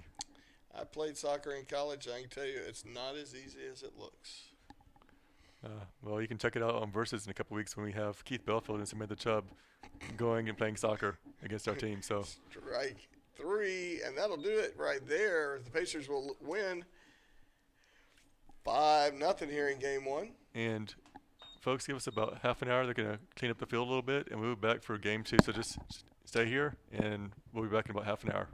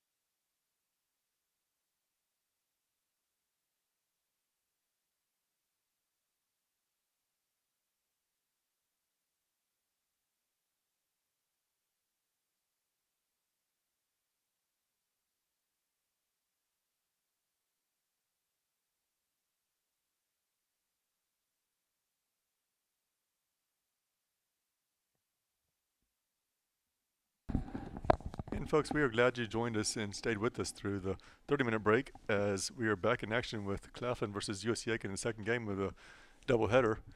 Today we have a lot of newcomers on the field for Coach Snyder as Chandler Terrapin throws a first career strike in the circle. We have Juliana Duke playing second base, which is a little bit of a change. Hannah Price is the DP. Samantha Pika, another freshman, is catching for USC Aiken. So a little bit of change for the lineup, but always a good thing.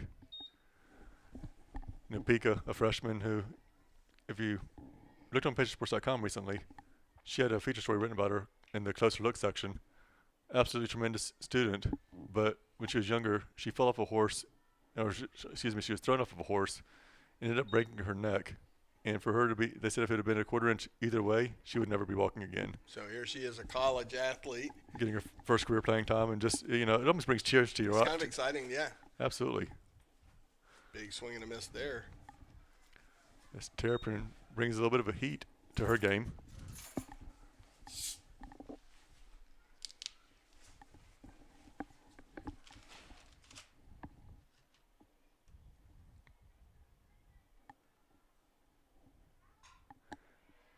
Hot shot into the gap, all the way to the fence. It's an auspicious start for Terrapin, giving up a double to start things off. But that's going to bring up Lee, who pitched the last game. Now batting, Claflin Lee.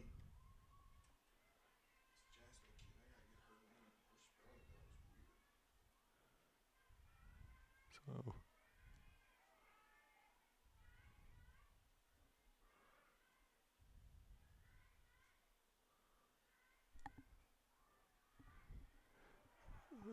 there's a throw into left field, a little miscommunication there where they thought it was going to be someone covering third, but there wasn't.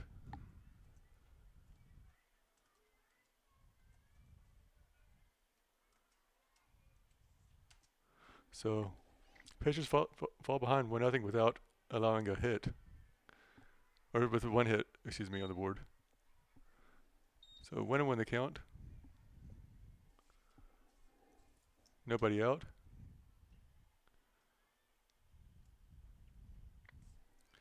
Terrapin misses high, 2-1 now.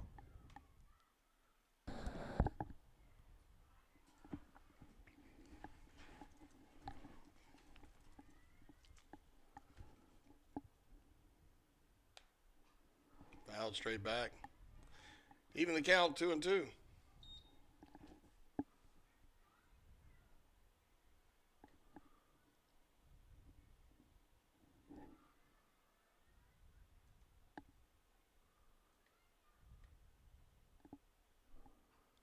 Just inside, 3-2 now.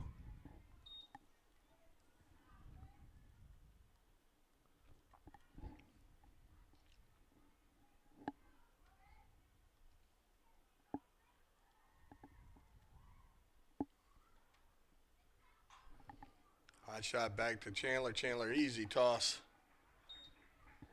to first for out number one. Now batting, Jasmine Squirewell. We have Jasmine Squirewell.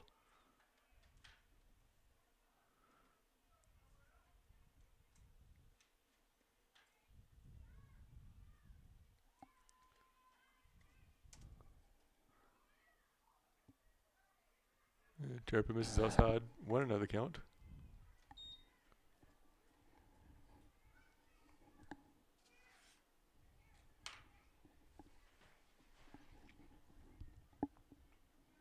That pitch missing inside.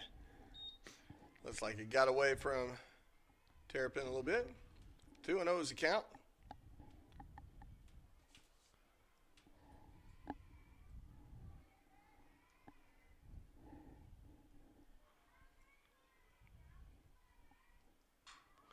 Nice shot to short, but Sydney Kate easily squeezes it and throws the first for out number two.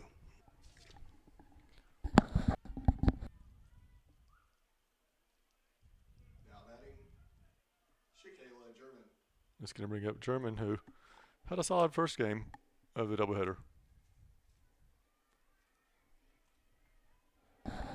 As Terrapin gets the sign and wants to deliver the pitch. Just a bit outside. Just a bit outside, indeed. And we saw this last week. I mean, for someone coming back in, have It's been pitched. a while since she's pitched. It's been a couple of years as she transferred from Western Con a couple of years ago and sat out last year. Right. And really, she hasn't pitched since high school. And so you're looking at someone who's, not your typical sophomore. And, having to get back in the groove of things, in front of a decent-sized crowd, cold day, she's probably a little bit nervous and, get her through this first inning and settle down. You saw pitchers make a little bit of a mistake earlier with the throw into left field, but, it happens. Did he call that a strike? Yes, he did. I'll fix that. There we go. 2-1. That was a slow call on the strike. But a welcome one. That ball dribbled to Megan Jean throw. Megan Jean, who gets it for out number 3. But Pacers fall behind 1-0 going to the bottom of the first. All right, tell your girlfriend to make you a cake or something for her.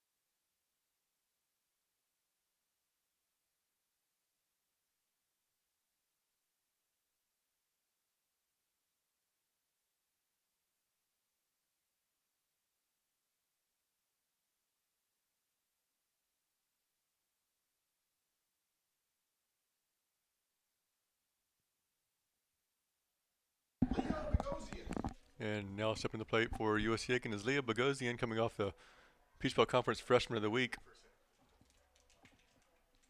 And she did fairly well in the first game, scored a run. She was a little frustrated with herself, her at-bats. And I went down and talked to her dad and his dog down there, which, no dogs are allowed on campus, but it's a service dog and was actually allowed to be here with the card and everything. Well, so when you need a little ray of sunshine, that's the dog to do it. And that Yep. ball's bunted just out of play.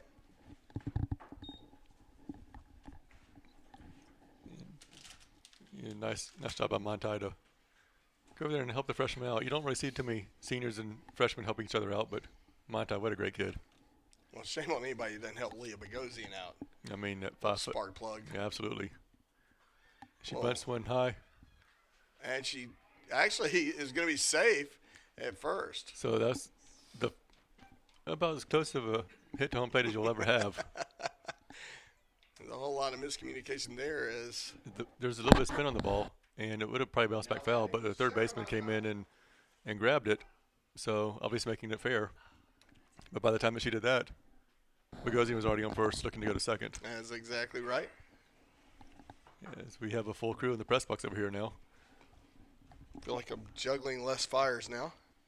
Good looking pitch. No, you're a comedian. I didn't know that you juggle fires as well. I'm a clown. I didn't see the call. He And didn't that was a give me ball, I think. He's going to have to tell me otherwise because that's what I'm putting it down as. He seems okay with that. And Monty laying down a nice little bunt and good play by the defense. Yeah, pitcher to second baseman for the out. Up next to Yeah, that's bat, going to bring up Samantha Chubb. Samantha Chubb, who tried the bat flip over to Hannah Price, but no really flipping the bat, just kind of knuckleball. So Samantha Chubb coming in. Saw her bat kind of warm up a little bit towards last couple of innings in the last game. Yeah, single to right and then single to left. Swung on and missed. Strike one. You got Norman in the center circle for the Panthers. And this is the first time that she's pitching all year long. Ball fouled out of play. Making the count 0-2.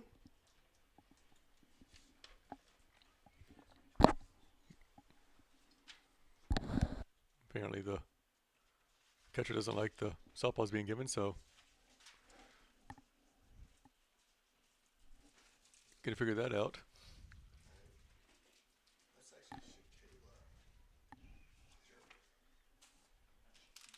So Chubb with her beautiful hair, but excuse me. As Chubb says again, excuse me. Hits a high fly ball to center field. Center fielder's underneath it for the out. Bogosian tags and is trying to make it to third. Good throw to third. And she's in there safely, and she could have gone, but she thought about it. I don't know why Jerry did send her, but I guess it was just a little too close. And probably a couple more feet that Bogosian would have taken off, but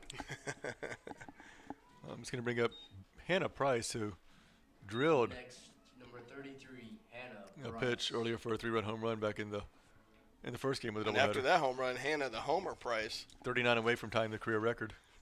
Hannah the Homer Price is right. That ball misses low. Did you just say the price is right? Yes, I did. This could be one of those games, folks. Just you might want to turn down your volume at some point because it's going to be getting funny in here in a second, or ridiculous. One of the two. 1 ball, no strikes here, 2 away. Runner on third. Norman just misses that one, 2-0.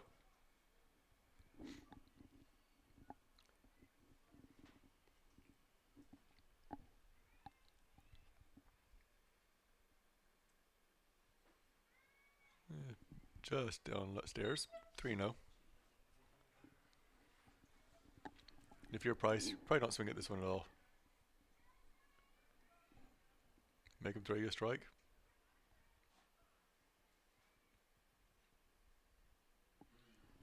And I'll put runners on the corner.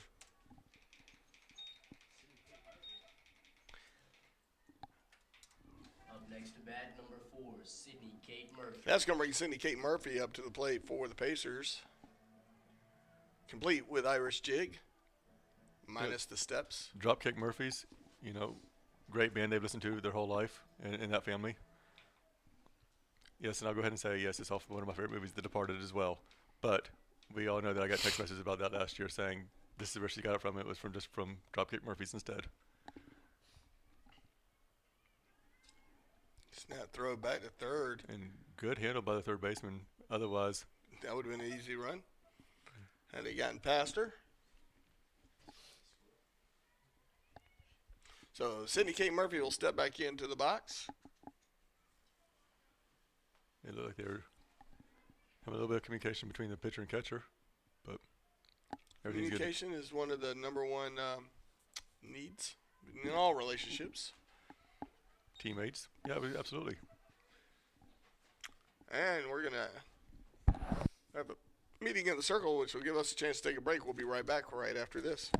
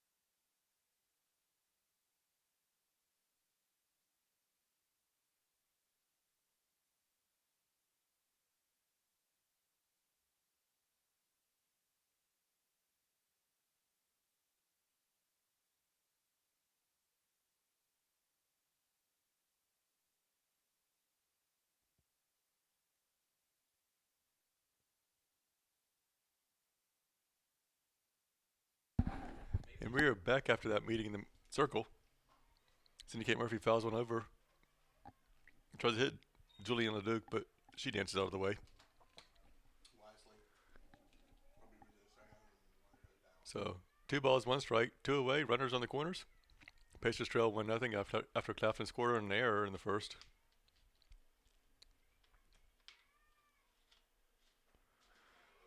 It's big swing and a miss. 2s across the board. But Syndicate Murphy, talking earlier this week, said she loves to hit under pressure, so we'll see if she can come through this time. I wonder if she likes the song Under Pressure by recently deceased David Bowie. I don't know, but so easy dribbler to pitcher for the easy ground out. So Pacers threaten, but strand 2 going to the top of the second. USC Aiken trails 1-0.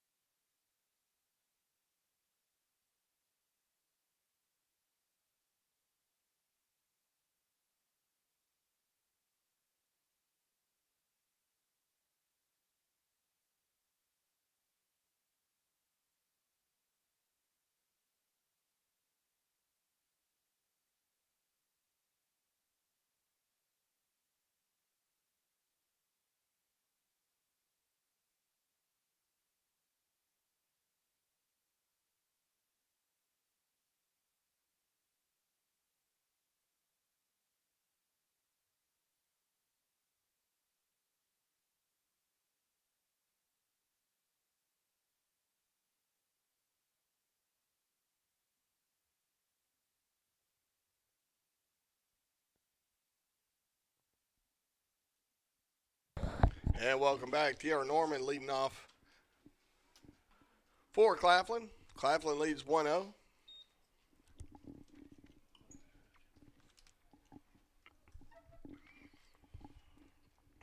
The 0-1 pitch. Chandler Terrapin takes a little bit off and misses, making the count 1-1.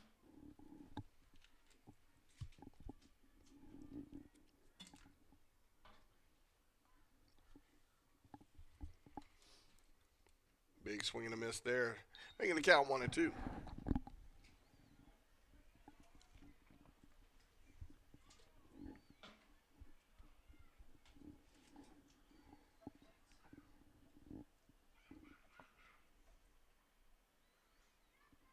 Swung on and fouled just enough to stay alive. 1-2 remains the count.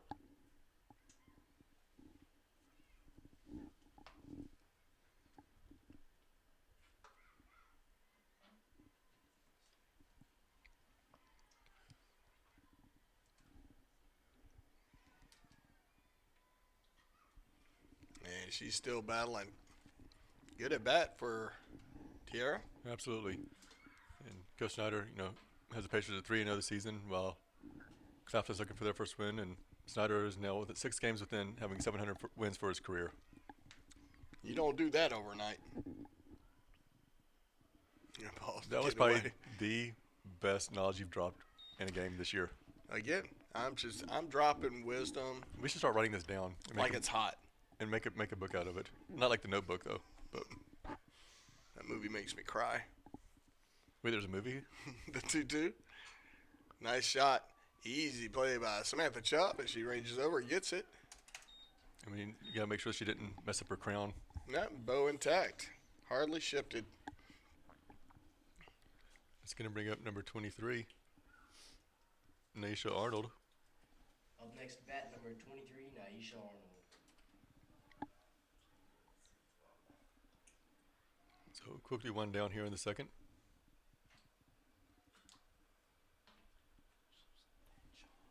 Fires in a pitch, but it's just low and outside.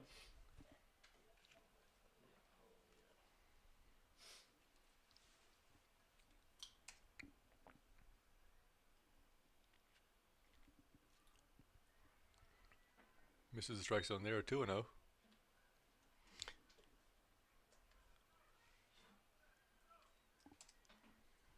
Chandler's release is just a little early.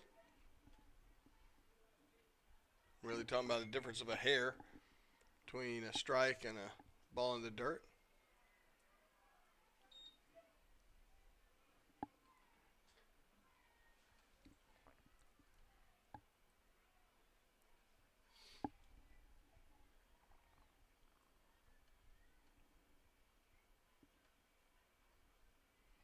Good looking pitch there. Just misses though. Just misses. So he's going to bring up Burns. Up next, number 5, Courtney Burns. And Burns had a solid first game for Claflin. Speaker can't hold onto the ball right there, so it's going to be a pass ball. Called strike. So we got that going for us.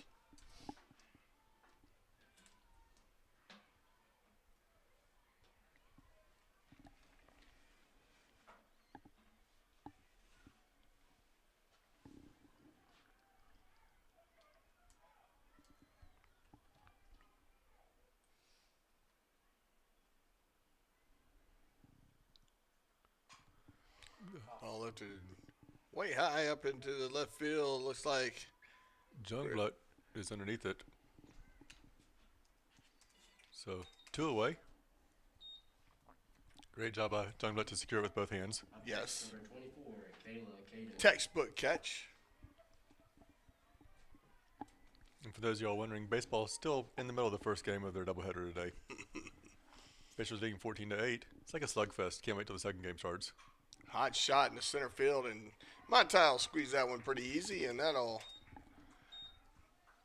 make for a good defensive effort as we held them scoreless. Top of the second. We'll be right back as we head to the bottom.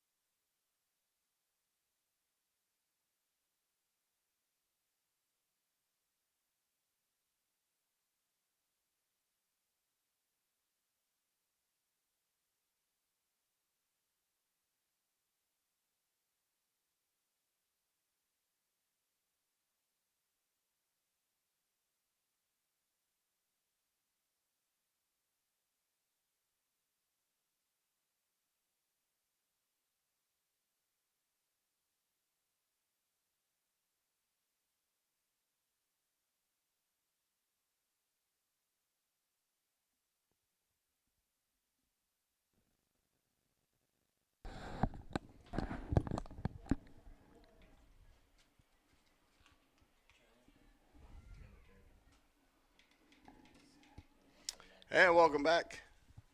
Pacers trail 1-0 here in the bottom of the second. Got the W in the first of this doubleheader. It's going to bring up Julianne LeDuc, which is her first career at bat as a Pacer. LeDuc, a newcomer from Middleburg, Florida, St. John's River State. The 5'2" infielders playing second base. Relieving Sarah Timmerman, who has started the first 3 games of the season. Snyder looking to get some players some playing time. Absolutely. You want to give them some confidence going into a big week ahead for them.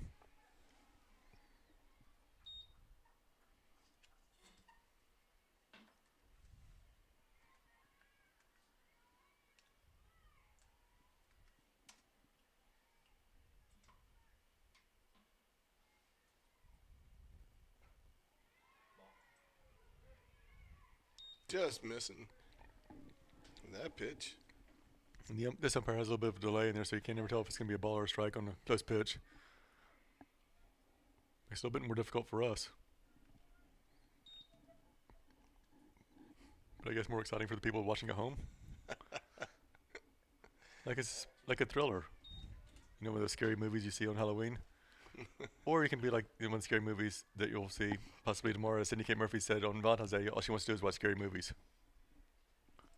You don't understand 3-1 pitch.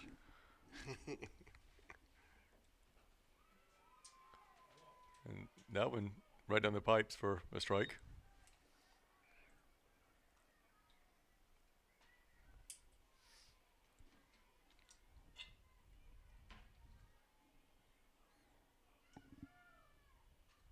That ball fouled straight back. And she was ready on that one.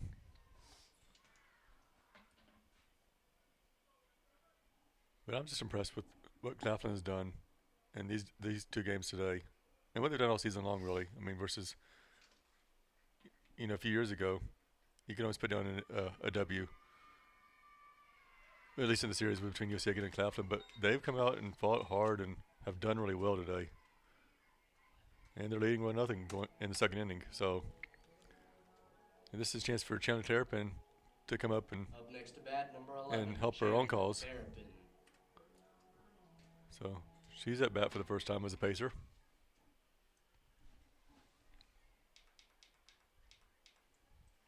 Ball missing inside. And,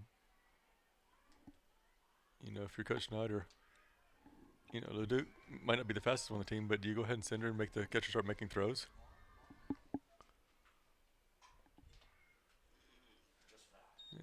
Terrapin sashes that one foul. 1-1 the count. Nobody out but LeDuc on first.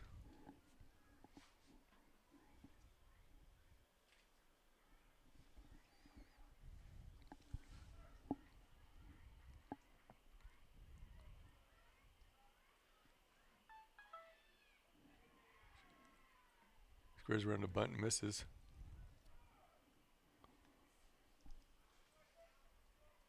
One and 2 the count. She offered at that pitch. I wasn't sure if she pulled back or not. Got a feeling me and this home plate umpire are going to not be the closest of chummies. But it's okay if you're not. I think you already have a couple best friends, don't you? Terrapin goes sky high into left field. Don't think this was got the distance as it's squeezed for out number 1. It's going to bring up Samantha Pica for her first career at bat. Next to bat, number 22, Samantha Pica.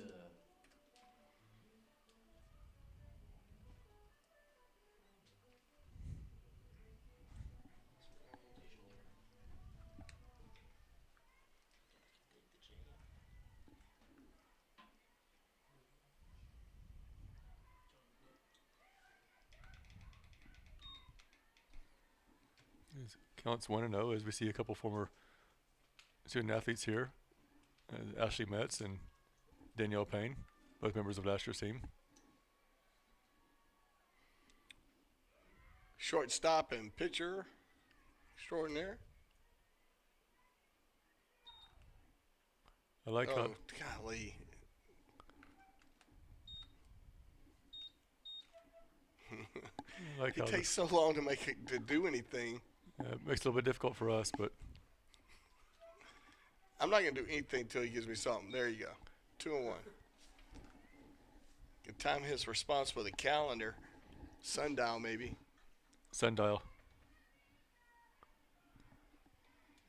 I appreciate his flair for the dramatic, but he's driving me up a wall. Oh, good effort to bunt that. That'll even the count up at 2. I don't have to wait on that one as she fouls that one. Looks like the catcher caught that one.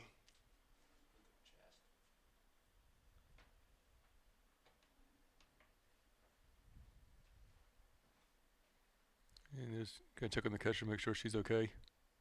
So, as they talk, we're gonna take a quick break, and we'll be back in just a moment with count 2-2.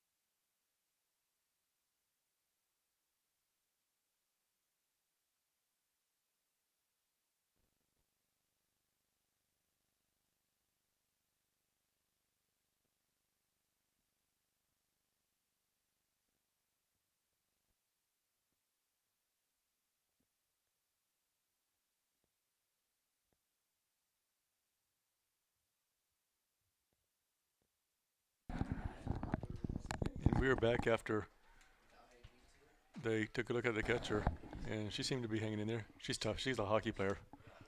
That ball fouled out of play. Count is 2-2. Runner on first, 1 out. Here at the bottom of the second.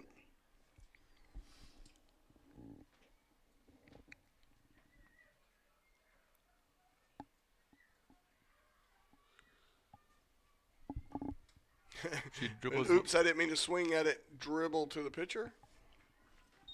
But she'll advance the runner.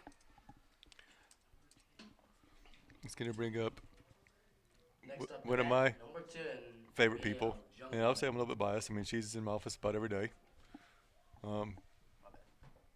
Great student athlete. You know, made the dean's list last semester. Brielle Jungbutt. A little Jersey native. Well, she's from Buford, but she claims Jersey. It all depends on if she's doing the fist bump thing or not. True that, dog. True that. We got to go Jersey up here. We got to go Jersey. Situation. Wow. I can't remember any of the girls' names. With Snooki? Snooki, that's it. J-Wow? I mean, that's So, all, that's all come I on, know. official. Is that a ball? I think that was a ball. As soon as I hit it, though.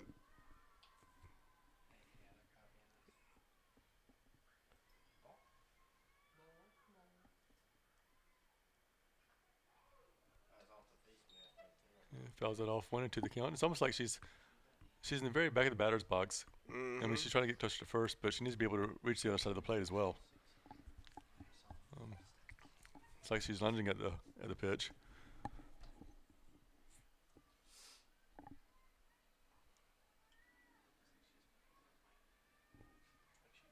One ball, two strikes, two away.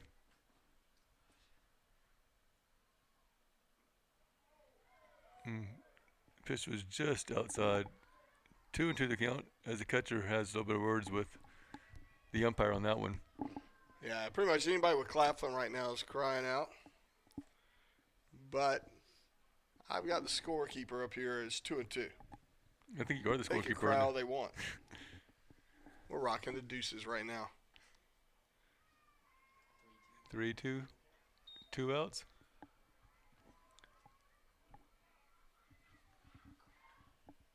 One way or the other, something's going to happen here. You got to think something, right? It's going to start with the pitcher throwing the ball. And they called her out on that pitch. It looked farther outside than before, but Yes, it did. I'm not going to argue on that one. But heading to the top of the third, Pacers threatened, but still trail 1-0.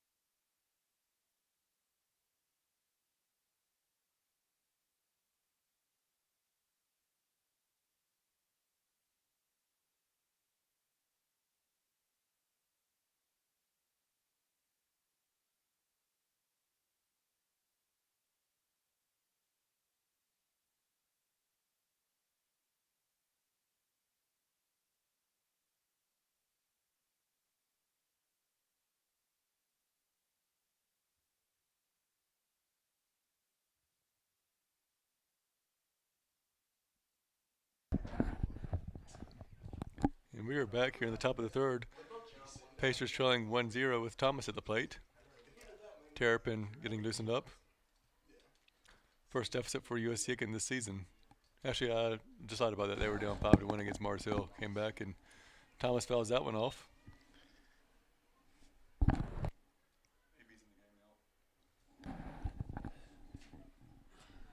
And Terrapin's ahead 0-1.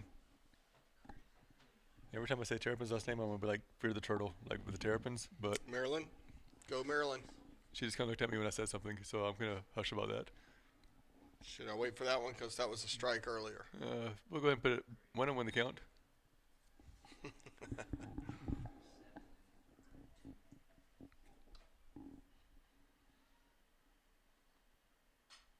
The dribble over to LeDuc, who calmly throws it over to Megan Jean Thrower.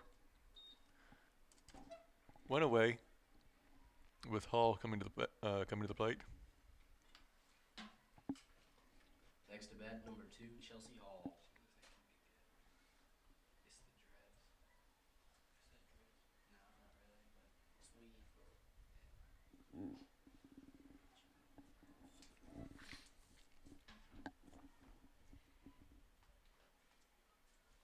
Terrapin with the pitch. So, in there for a strike. Oh, win the count. Can't tell if he's calling the strike she just threw or the ones from last week. And she misses low there. 1-1 the count.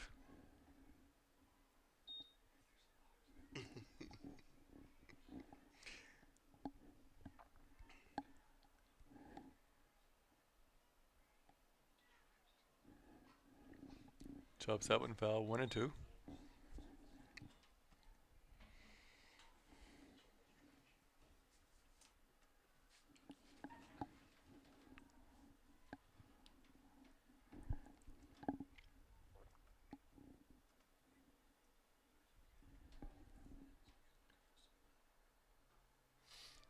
thought about it. Just missed on that one. Or did she? I think she did. Otherwise, she'd have been walking back to the dugout with the strike. But There's my science.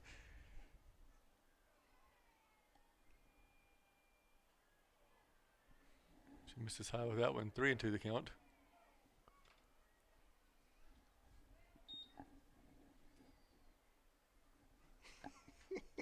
It's like he's waiting for me to push it before he throws his fingers up. Maybe that's what he's waiting on. And That's a swung on a miss. Good looking pitch by the Terrapin. It's going to bring up Lee, who coming into the series, another team with a 385 average. Next up to bat, number 99, LaKaylin Lee.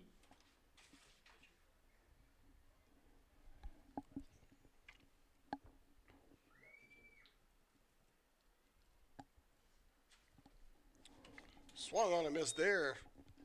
Strike one.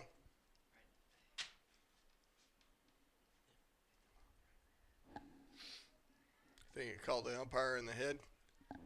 He didn't notice. The 0-1 pitch. That one fouled out of play. Mike could have got a car. Not sure. At least it wasn't mine.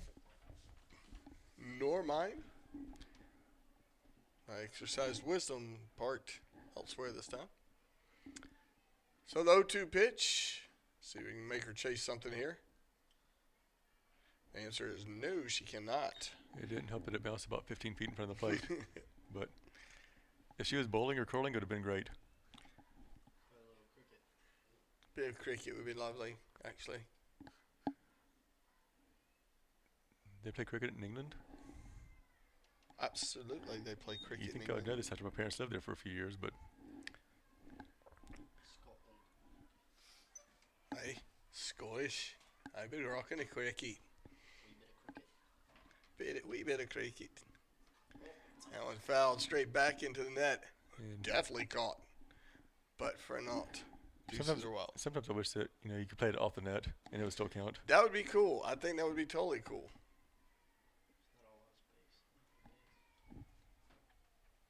Make you think twice about fouling it straight back. Absolutely, as Terrapin misses low, 3-2. Full count with 2 away here in the third. Home plate umpire agrees with the scoreboard, so I'm in good standing. That ball lifted straight back. Might hit our root top. It Boom. did. There it is. You said root, there it is. Whoop. There it is. Takes you back to about 1995. I can go back way before then. I can't.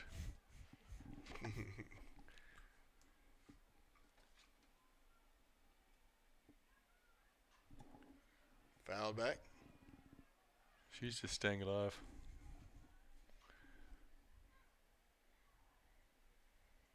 Trying to make Terrapin give her pitch. Well, Terrapin's just throwing it all around the plate.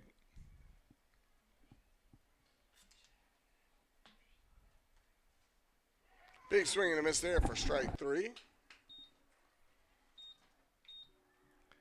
And that'll take us to the bottom of the third. We trail by 1 to the Panthers. We'll be right back.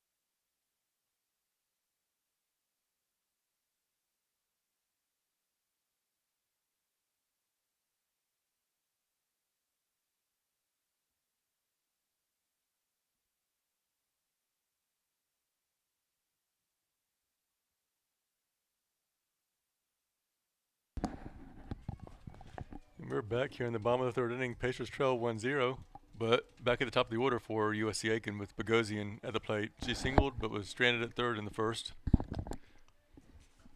Got a good feeling about this inning for the Pacers. Could be gas. First pitch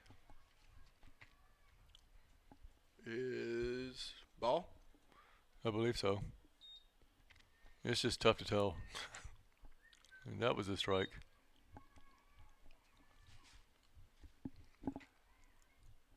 She can just poke it through the right side. There's, between the second baseman and the pitcher, who's both are about 50 feet away. Actually, about 40 feet, I should say. Swings and misses there. 1-2 the count.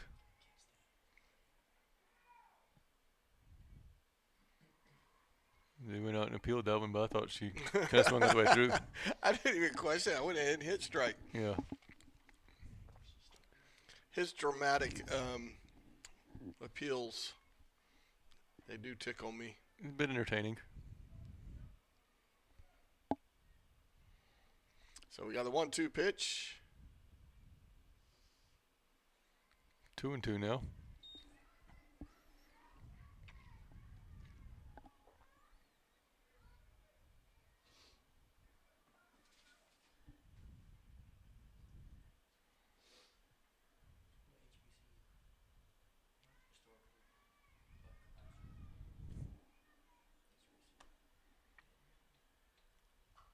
She lines that one at the third baseman, but great reflexes there. Good effort by Bogosian, but went away as Montai steps to the plate. Next, number 13, Sarah Montai. Montai sacrifice hit back in the first.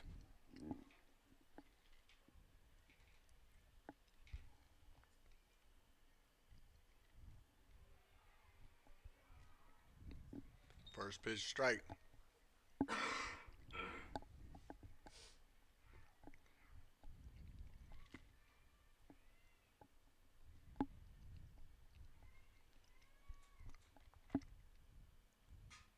Hot shot to second for out number 2. Hard hit balls by both Bogosian and Montai, but right at the infield. And Montai just shrugged and said, what can you do? Yeah. But it's going to bring up Chubb, who flew out to center field in the first inning. Samantha Chubb.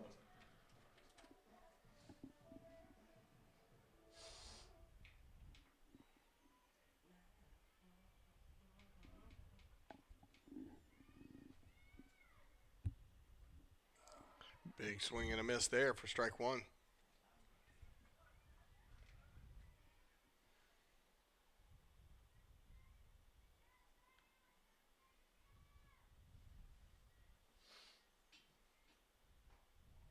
Good eye there.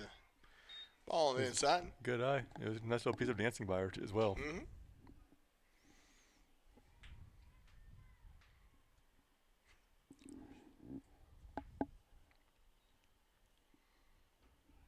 Big swing and a miss there.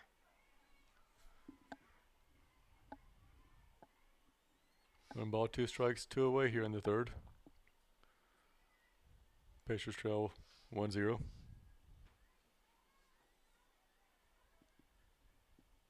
And Chubb's been making good contact with the ball early on this season. Just missed the other night.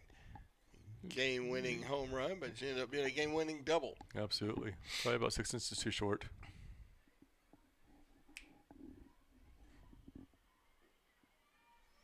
That one misses low. 2's across the board now.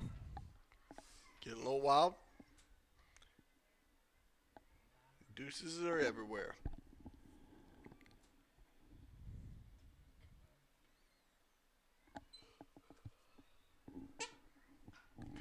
That ball lifted high into right field. Good play by the right fielder. Out number 3 retires the side. So going to the top of the 4th, Pacers trail 1-0. We'll be right back.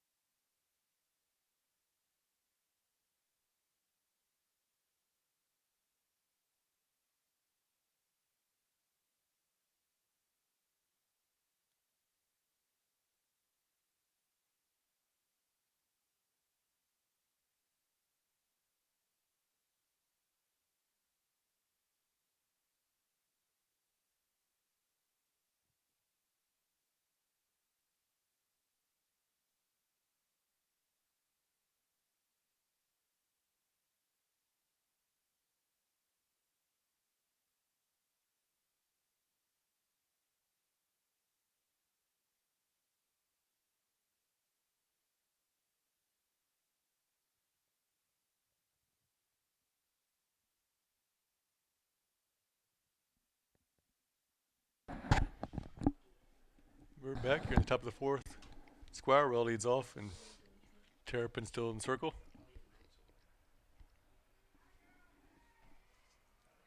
Gets a call strike on the outside corner there. A little hair maintenance over there by Megan Jean Thrower. It looks like all is good. 0-1 pitch. Hot shot. Past that diving Sydney Kate Murphy over there. Sydney Kate. Now nicely as a base hit. This can bring up German. Shakayla German. Next up to bat, number 11, Shakayla German.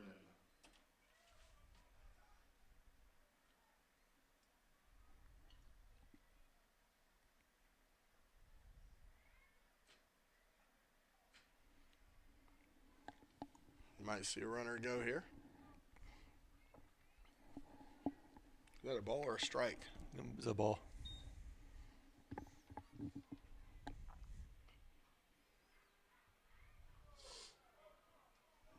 Called that one a strike. Even the count 1-1. Guessing he thought that she went around on that one.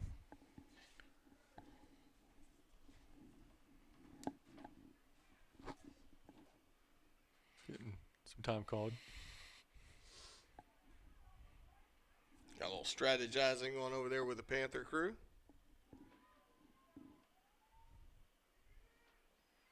1-2 now.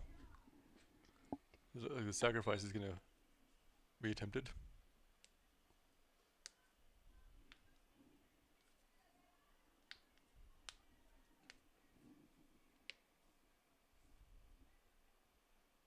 Runner's going. Good little throw. Just a bit behind her. It's going to bring up Norman with one away. Next up, number 17, Tiara Norman.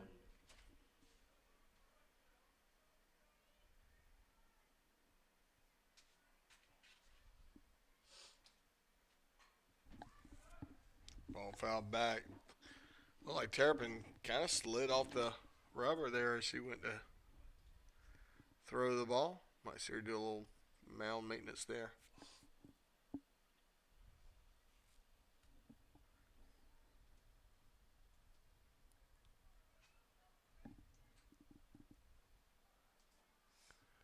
She misses low. 1-0 the count.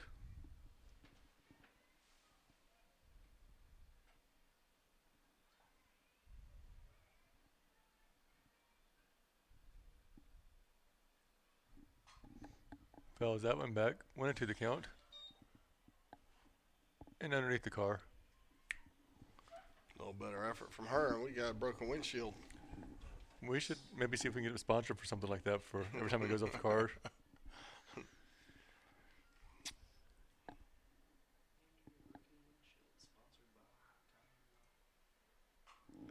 Nice Deep rip, fly left ball. field. Right to Jungblood. It's like she knew her over there. Oh, good play by Jungblood. She hardly even moved. Yeah, but she caught it. And Which so is- for that, I'm tickled. Like Elmo. I'm not going to giggle as high pitched as Elmo, but surely I can be tickled as Elmo might. As Arnold steps to the plate. She walked in the second.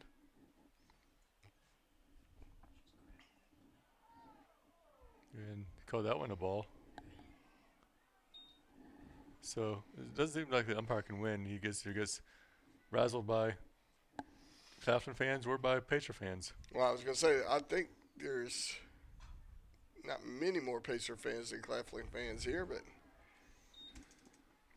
you played there for out number 3. Here's out by Duke, and going to the bottom of the fourth, Pacers looking to scratch a run across and trail 1-0.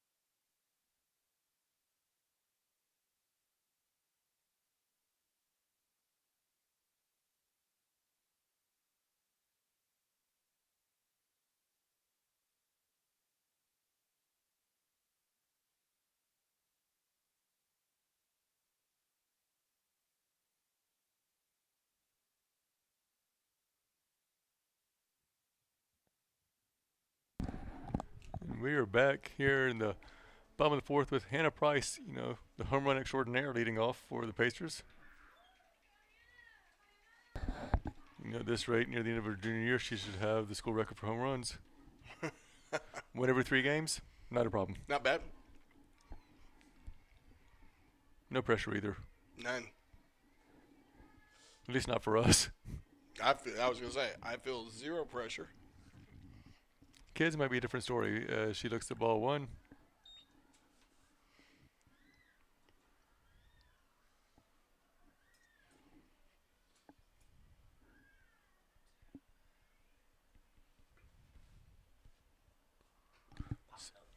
Smashes that one, foul. 1-1 the count.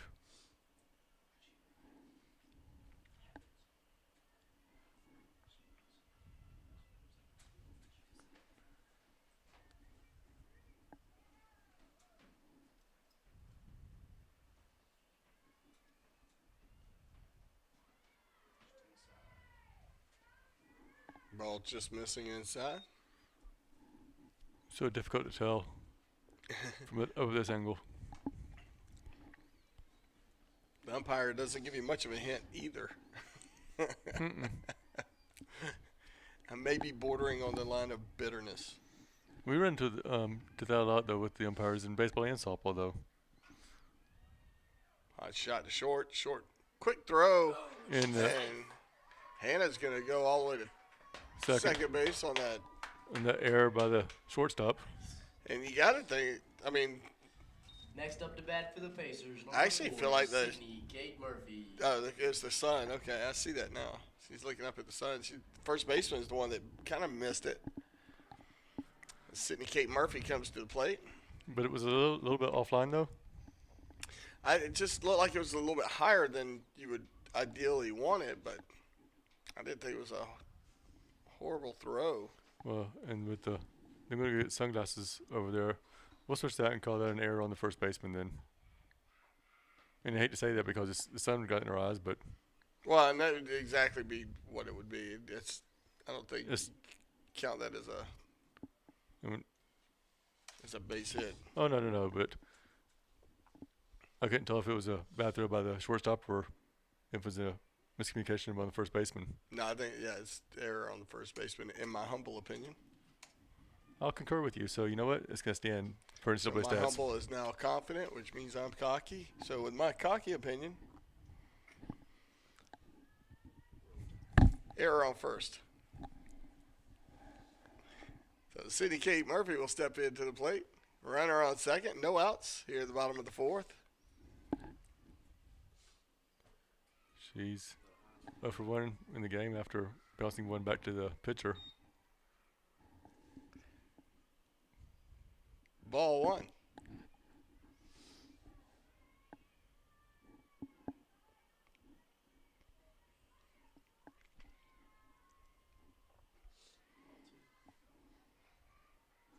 And we have a pinch runner on second base as Taylor Allen is coming for Hannah Price. Can't let Hannah do all the work. And Taylor, she's fast. Yeah, she built for speed.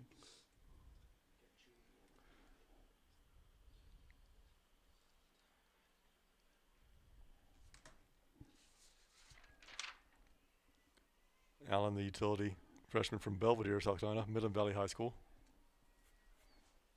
This is at 5'7", but she looks about 6'2", just because of such long legs.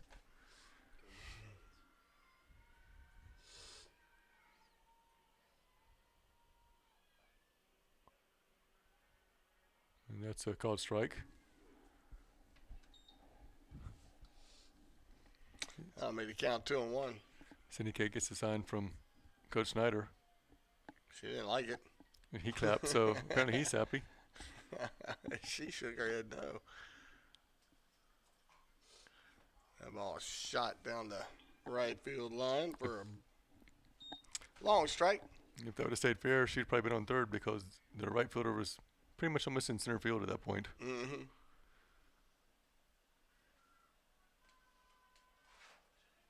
Don't know how fast Cindy Kate is, compared to her former soccer playing We former would have boyfriend. found out right there because she'd had to get on her horse. Had that ball been fair. Well, she is a pacer. Big swing and a miss there for strike 3. So Out number 1. Up next to bat for the Pacers, number 14, Julianne Leduc. just gonna bring up Julianne Leduc. She walked back in the second.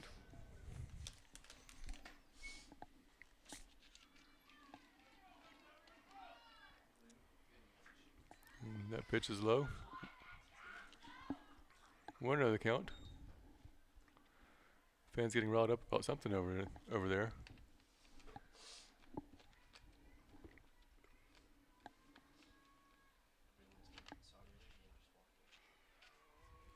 Calling that one strike. 1-1 the count.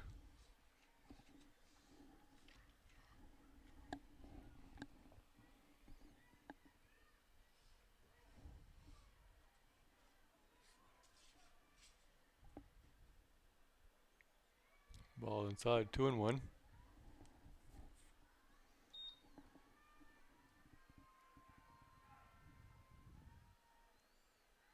Leduc seems to be a very patient hitter. Mm-hmm. I mean, even though she walked in the first at bat, I don't think she swung until about the 6th pitch. Good shot there. Straight to the left fielder. Left fielder gets it and sends the runner back to second. And that's going to bring Terrapin up with 2 outs. Give her a chance to help her own cause. Pacers, number 11, Chandler Terrapin. And she flew out to left field in her first at bat.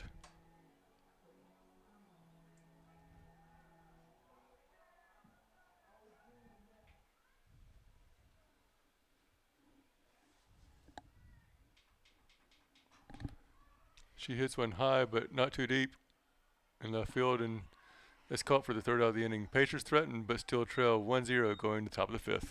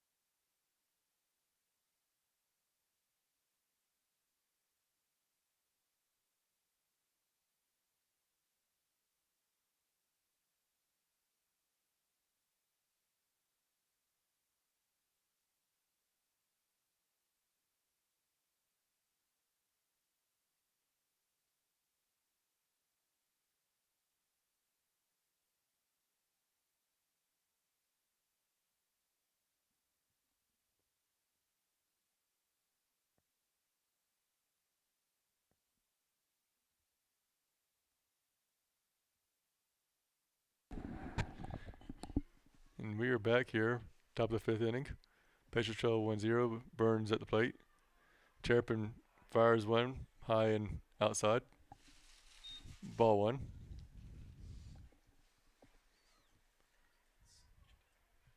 Burns flew out to left field in her first at bat in the 2nd frame. Hits one high and foul. 1-1 the count. It was straight back to and out of play.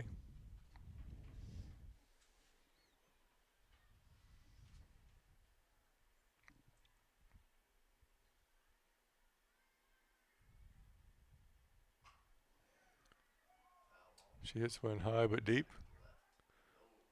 Foul ball. 1-2 the count now.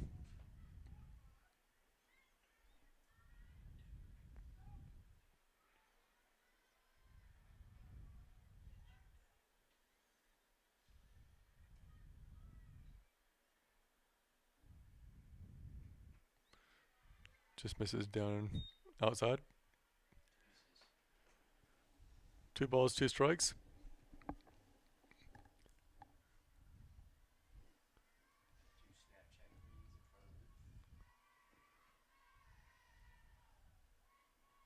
And pitch just misses. Full count now. 3-2.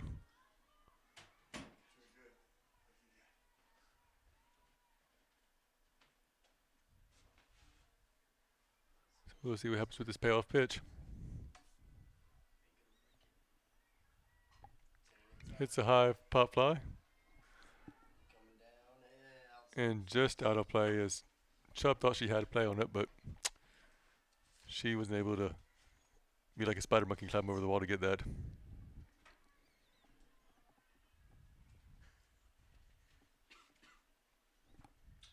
So we're going to have another payoff pitch.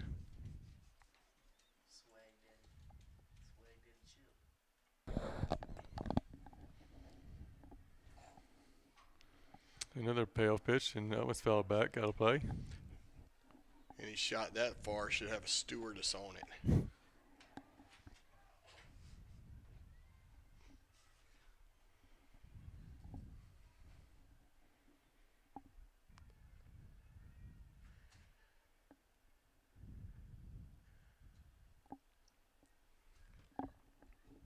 And they have 2 softballs on the field now, so we'll see which one they play with. I say play with both of them at the same time and see how that goes.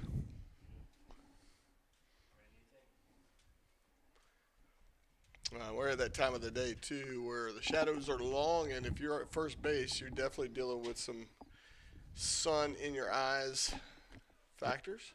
And Megan Jean thrower shadow is probably about 15 feet tall.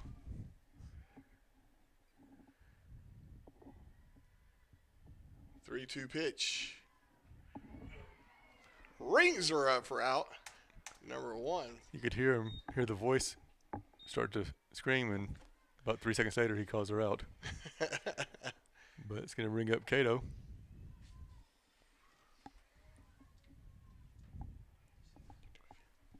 Up next to bat, number 24, Kayla Cato. And she's 0 for 1. For line out to Big Monta. shot. Don't think this one's got the distance, though, Bob. That'll be out number 2. Look at Brielle Jungblut running around in circles and then easily making the catch. So dainty, so fast, though. Still stunned at how fast that kid is. Up next to bat, number 20, Jamela Thomas. She's not Usain Bolt, but she's not bad. Well, from what I'm understanding, Usain Bolt isn't Usain Bolt anymore. Did he change his name?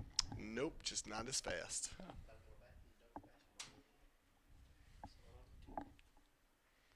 And Terrapin misses outside. 1 the count.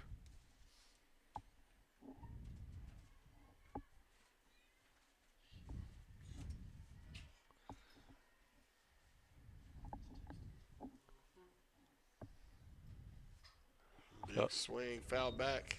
Making the count 1-1. And for those of you that are wondering, the USC Aiken baseball team just defeated Armstrong State 14-9, so they've won 2 games out of the series, and they're going to play the final game of the series probably about half an hour from now.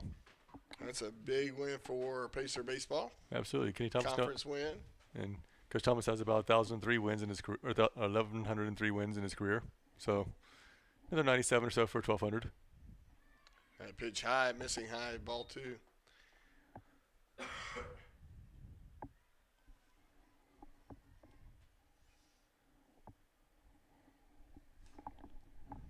Oh, he's good.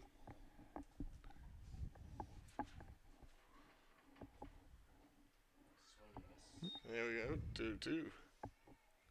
And for those of you wondering, USC Aiken men's basketball is trailing by 5 at the break, 39-34 at Augusta. That's a tough place to win. But you know what? We might as well go ahead and finish it off and outscore them the second half and win there. Makes it more fun. Heck yeah. Count is full. It's a low-scoring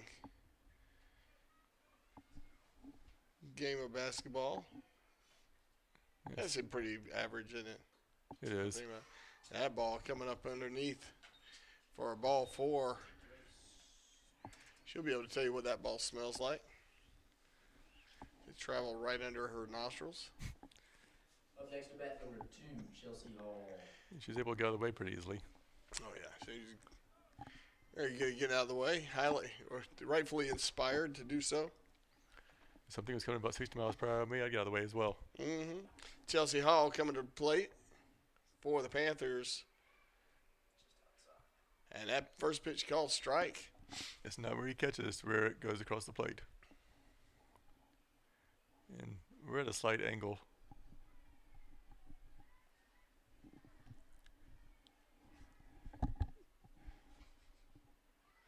They fake the bunt, pull back. Pika looks like she's going to throw, and it's going to be 1-1 the count. 1-1. And it's funny, they were running pretty hard on Andrea Daring early. Got a new catcher in, and you could tell she's not sure if she wants to send him or not. She hasn't really tested our catcher's arm. Well, that ball missing inside. Pika has the ability. She's got a pretty strong arm. Just playing it behind a lot of upperclassmen right now at a position. But, as a freshman, if I was Claflin, I'd try to run on her a little bit just to see what she has. Just to see, yeah, right. I think that's my point. But Pika comes up ready to throw, and she's got a good arm. Good kid. Call her Pikachu, Peekaboo. I mean, just whatever you want it to, just, we call her. She answers to everything. Good throw, good target. She was off by about a step on that throw. So stolen base goes down to Thomas. Full count for Hall. As we're also watching the Augusta USC Aiken game, and they've got homecoming going on right now, so we're going to pay attention to that for about 20 minutes. The payoff pitch, and Terrapin strikes her out, so the Panthers threatened, but Terrapin, she's good. Got out of the inning, and going to the bottom of the half of the frame, USC Aiken trails 1-0.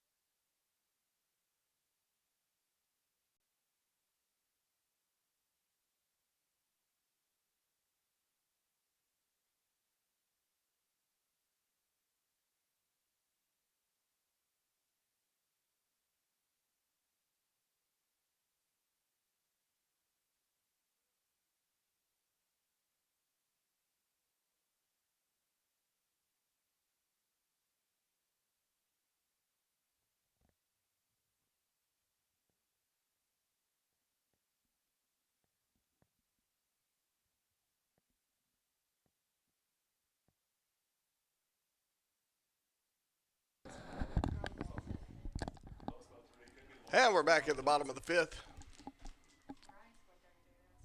Swing and a miss. Piku at the plate for the Pacers.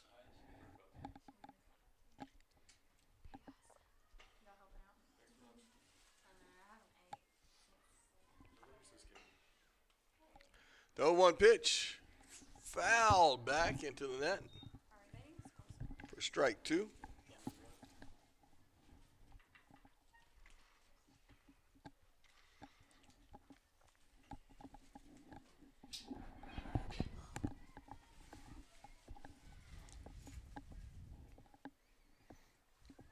Pika looking for her first hit. The 0-2 pitch. Hot shot And back up the middle. There she gets her first career hit, folks. She's flying. She's got some speed. Not bad for a kid that had a broken neck years ago. That could be enthusiasm. Absolutely. Up next for the Pacers, we have number 10, Brielle Youngblood. It's going to bring up Jungblut. She struck out looking back in the second, but she's fast. So if she can push the ball and bat the ball together. You can strike her out and she still gets to second. That ball missing low and outside. And they're doing one of Brittany Williamson's favorite cheers with the roller coaster. Made famous by Caitlin White and Brittany Williamson a couple years ago when they went to the NCAA tournament. Those were the days. Absolutely. I mean, I had the pleasure of having both of them interning for me, and boy, nobody compares after those two, that's for sure. Brittany Williamson, hard worker. Caitlin White, you never stop laughing with her. Listen, Brittany Williamson, hard worker? Yeah. Really? She said she'll Little do. slap shot. Pitcher having a hard time with it, and That's going to be a hit all day long. so runners on first and second with no outs here at the bottom of the 5th. Pacers are in Benas. And they got Bogosian, which brings up another speedster. Mm-hmm. I mean, and between all three of them, between Jungblut, well, Jungblood's actually pretty tall, but between Pika and Bogosian, you have someone that's 5 foot tall. If you put them on each other's shoulders. And here's where Bogosian needs to just stop worrying about how the defense is lined up. I think that's gotten in her head since they've obviously scouted her well as a slap shot guru. I think it's all in her head. She sees all those people right there. Like, the first baseman could go through her pockets right now for loose change. I like the use of the word slap shot, which is a movie back in the 70s or 80s, wasn't it? Yes, probably. It was filmed in Johnstown, sure. Pennsylvania. I know that much. I could not. Really? Yes, Okay. because it was the same city that filmed All the Right Moves. I had to work there for a couple of weeks, and that's what they told me. Oh, gotcha. All the Right Moves. Tom Cruise, one of his earliest movies. Absolutely. And Coach. That's right. Coach was the coach. So we got a 2-1 pitch. And that ball fouled straight back to even the count, 2-2. That was about 70 feet high and 30 feet back. Coming from a 4-foot batter. We listed her as 5 foot. We're going to pull out the tape measure. 3-5? 3-5? We'll pull out the tape measure next time she comes to the office and see how tall she is. Make sure it's a regulation tape measure. We did that earlier this year with one of the soccer players who kept saying he was 6'1". We broke out the tape measure. He's 5'10 and a half. Right. Changed it immediately on the website. Yeah, it's so funny. Sorry, Dane Malik. And slap shot attempt. Fouled.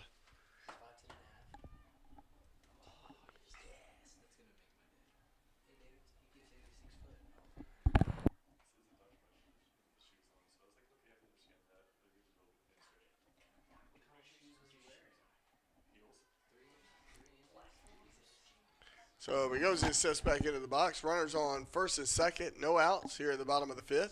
And they're going to go talk about it because they said, was she bunting or swinging? But that was she just doesn't follow through. It wasn't a bunt. If you're going to wait this long to have that conversation, the answer is I don't remember. Well, and I think the Claflin might have been appealing that, but they're having a 2016 conversation in 2020. they should have just snapshotted each other and just done it real quick that way instead of having to go and talk to each other. Or snapchatted each other. And he just yelled something. He barked something. I guess she's still at bat. So, 2-2. Pacers threatening.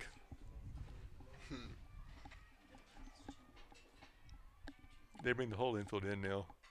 Oh, nice shot to third. She's going to end up on second. We're going to score 1, maybe 2. Let's go. We're going to score 2, and Bogosian's going to end up on third. Well, they're going to say it went out of play, so everybody gets a base. Right, so So- Bogosian will go back. So they will have one run. The tying run will score, but then runner on second and third. So we score one. We got the tying score.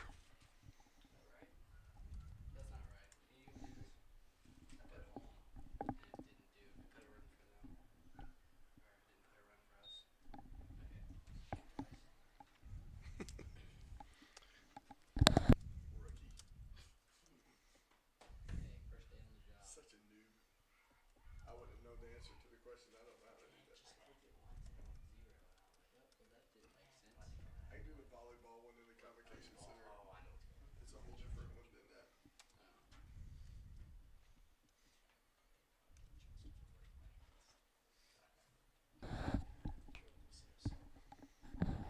So deliberation in the circle. Looks like a little conversation going over in right field right now with their coach. In fact, we're going to go ahead and take a break while they deal with what they're dealing with. Top off your drinks. Mix in what you got to mix. We'll be right back.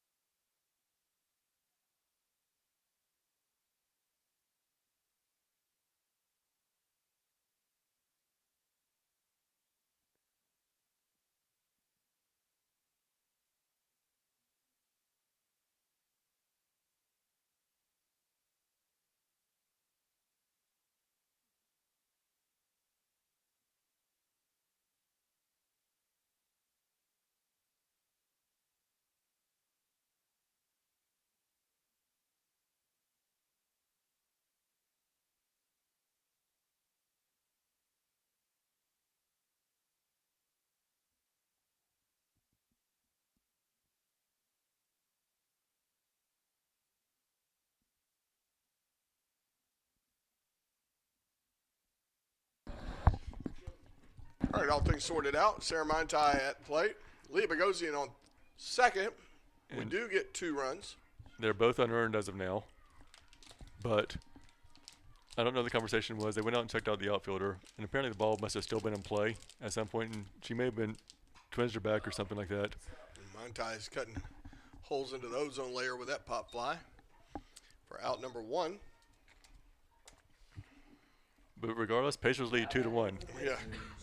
Earned or not earned, it's a lead. It's not a moot point, which is what Joey from Friends would say, but it's a moot point. Moot. A point not worth mentioning. As Princess Chubb comes to the plate. Dazzling Haribo. Dazzling. See how it glistens in the sun. Hot shot.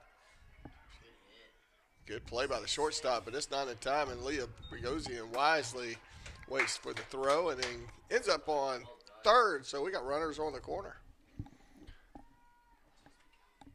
Now to bat for the Pacers, number 33, Hannah. And that's going to go back and make that first run earned as of now because the runner from third would have been Right. home. But so it's almost like playing with ghost men. Yep. And so, we'll figure this out. And so there should be a runner on third, and if they get another hit, both runs will have Both been will earned. become earned. And Hannah Price at the plate. She fouls that one out of play. Only needs 39 more home runs to tie Strickland for the career mark at USC Aiken. All right. She's well on her way. No pressure.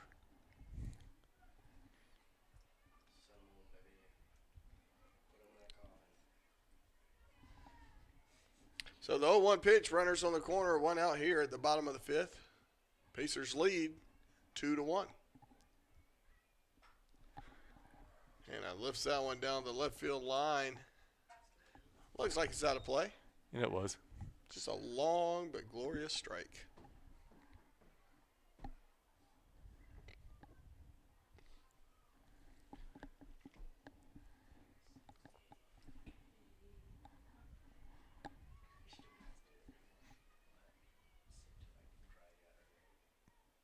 Took a little bit off that one. Price lifts it into the gap. Center fielder's going to range over and get it. Bogosian's going to tag up. And she's going to end up all the way across the plate. Good hustle by Chubb to distract the shortstop a little bit by getting a big lead off first, but nobody covering it. And so Pacers lead 3-1, but both runs from earlier in the inning will both be earned right now. Correct. Man, forget what Goodwill Hunting. We're smarter than that guy was. Goodwill Hunting was pretty legit, though. Yeah, but give me like a math problem, like 4 + 5, that's 9. I'm all day long I got that. Is it always 9, though? I think so. Yeah. Rest my case. The ball gets loose from the catcher. Chubb will go ahead and scoot on to second.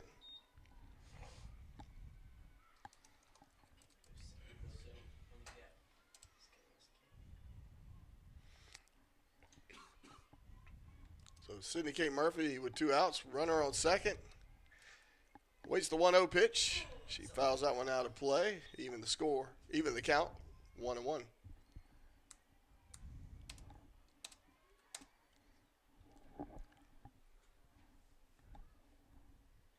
Kind of miss Sydney K. Murphy's family being here today.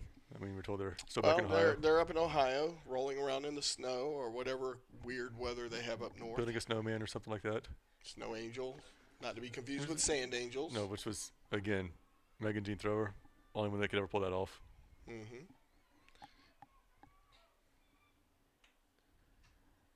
And Sydney Kate will foul that one straight back. 1-2 is the count. If that was cricket, they probably would have scored another run.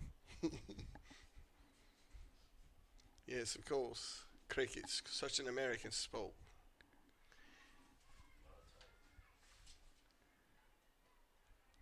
So Chubb on second, cheering on Sydney Kate. Knock me home. Sydney Kate responds.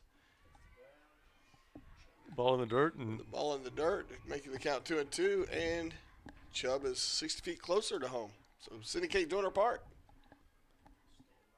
I mean, and Chubb probably doesn't want to have to run more than 60 feet at a time because she don't want to, start sweating or glistening.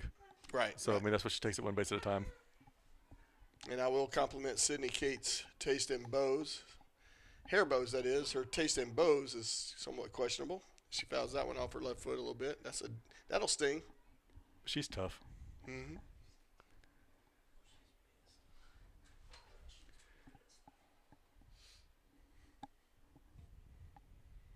Coach Snyder giving her some encouragement through laughter. You can do it.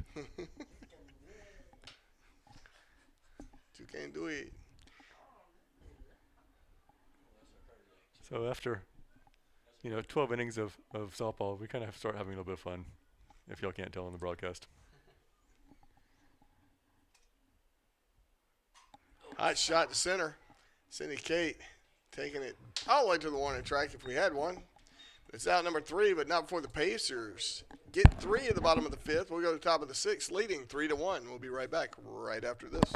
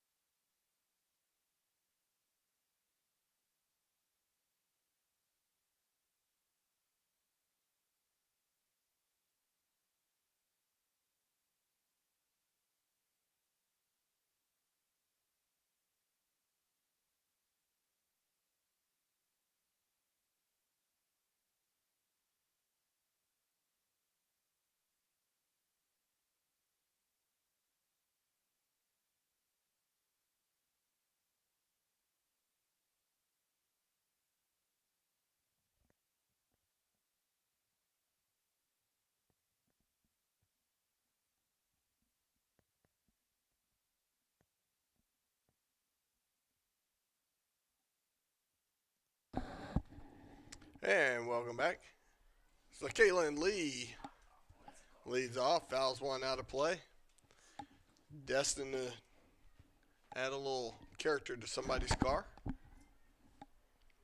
Character. I like that. Yeah, I bring quite the vernacular to the equation here. As long as it's 2 syllables or less. I don't even know what that means. Fouled off, count as 0-2. Yes. Mr. Montai was talking between games. He said, as long as we're having fun, people at home are going to have fun or they're going to just mute us either way. So as long as we're entertaining ourselves, then we should be good to go. I spend hours a day entertaining myself. I'm good. The 0-2 pitch. That's going to miss outside for ball 1-2. Terry trying to throw something outside, see if she chased or see if the umpire might call it that, but that was just a bit outside for him to call it a strike.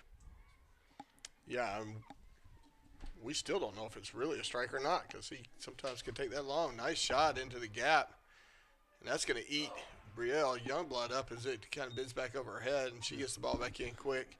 But not before Lee ends up on second, so good leadoff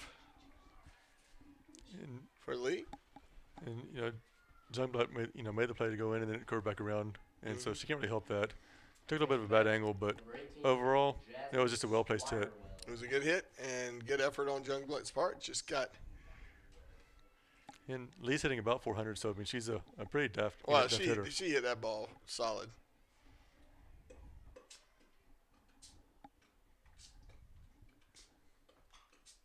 Snapper to Cindy Kate Murphy, who looks back the runner. And the throw's gonna bring thrower off the bag for an error. So that puts runners on the corner.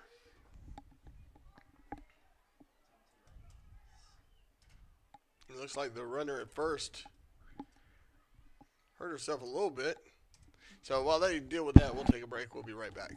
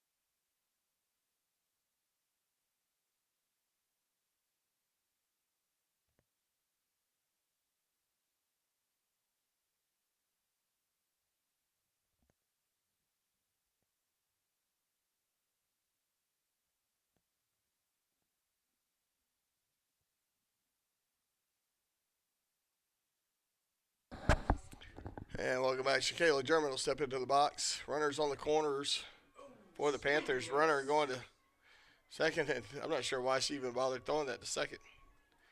Weird. I think she was trying to get an interference call. German didn't really get out of the way, but no call. Runner on second and third now with 1 strike. No outs here at the top of the 6th. Fouled out of play by Miss German, 0-2. And the runner at second is almost a catcher's indifference because she thought about throwing it and just kind of looked back. So, I mean, it wasn't necessarily a steal. So I'll just go down as, catcher's indifference and the runner advanced to second base on that. Sounds good to me.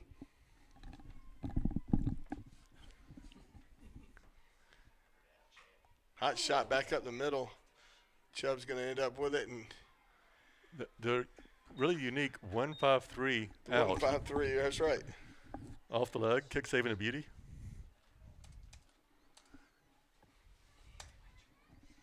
I mean, that was a great stop. I mean, maybe Coach George will get her over start playing soccer as well.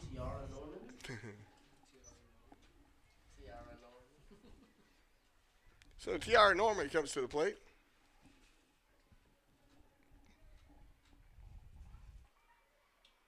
Possibly the biggest bow on the field today.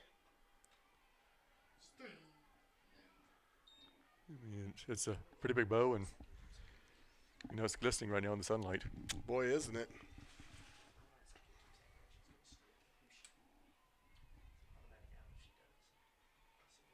Yeah, it was a good-looking pitch there. Caught the outside corner of the plate, even the count 1-1. These doubleheaders, in the sixth inning, going a little bit faster than what baseball teams doing right now, where they're just starting the second game of the day, and yeah, I hate that we're not over there for that. They That ball fouled straight back. Megan Jean all over it, but it's gonna just clear the fence. Megan Jean looked like a cat over there. Could have made 7 or 8 sand angels. The amount of time it took her to get over here. Pretty fast, pretty quick. She's got what they call closing speed. She does. The ball fell back over out of play.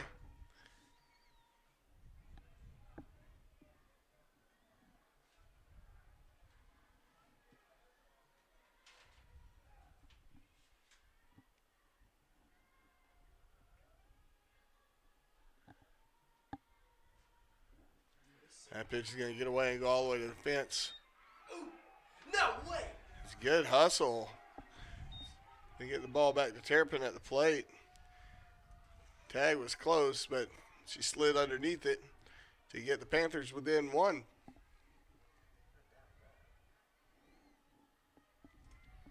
Runner advances to third.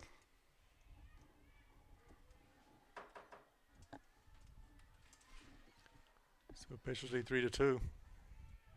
Went out here in the sixth, tying run 60 feet away.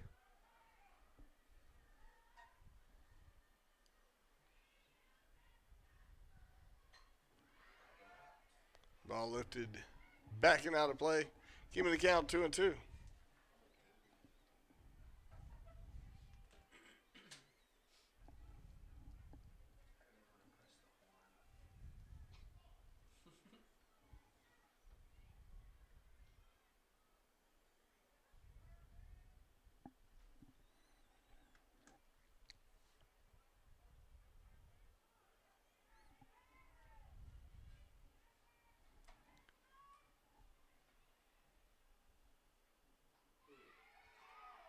Inside corner, called strike for out number 2.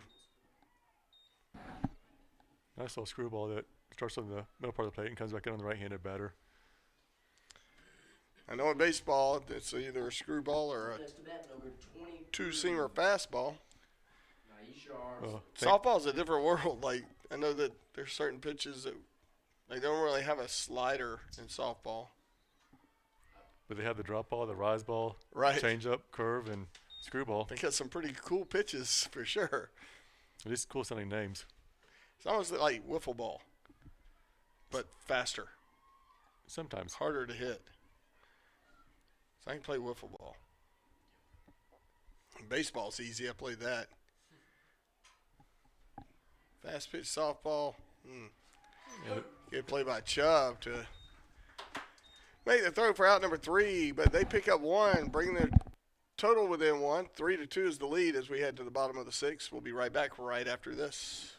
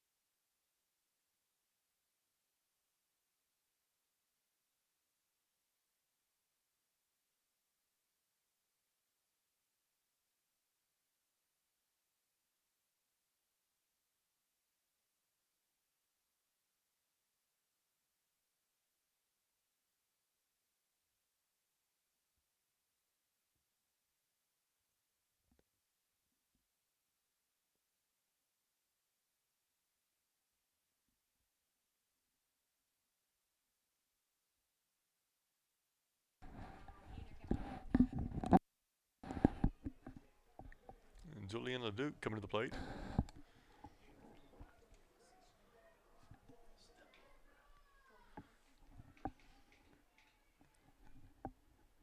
LeDuc looking for a first hit, and it's a great jump move over there by Terrapin.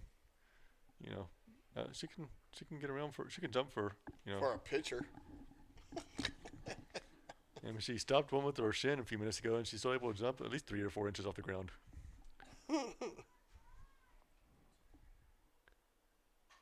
Off speed pitch right back to the pitcher for an easy out, 1-3. It's going to bring up Now Terrapin. for the Pacers, number 11, Chandler Terrapin.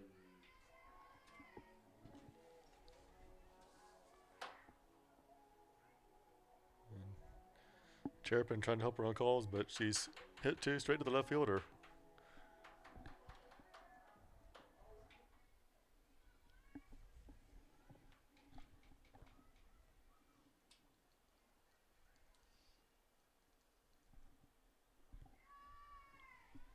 Ball 1.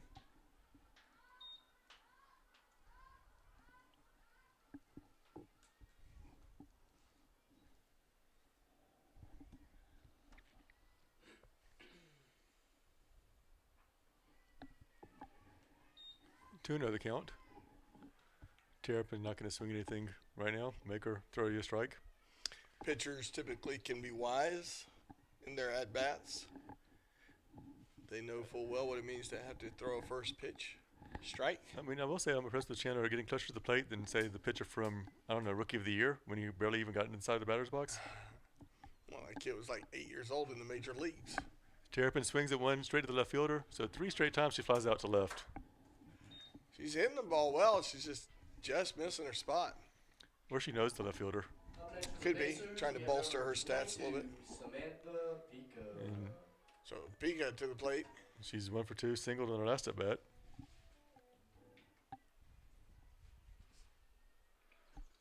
Looking to keep everything alive. Looks at a called strike. Long called strike. he's an exceptional home plate umpire for sure.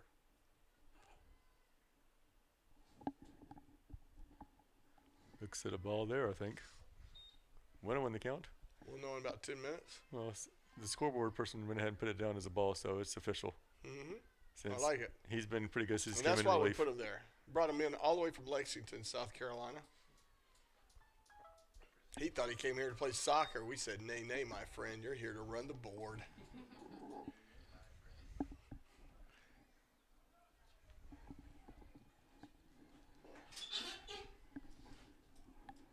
One ball, 2 strikes, 2 away. Taps out 1 to second. Could be trouble, but isn't.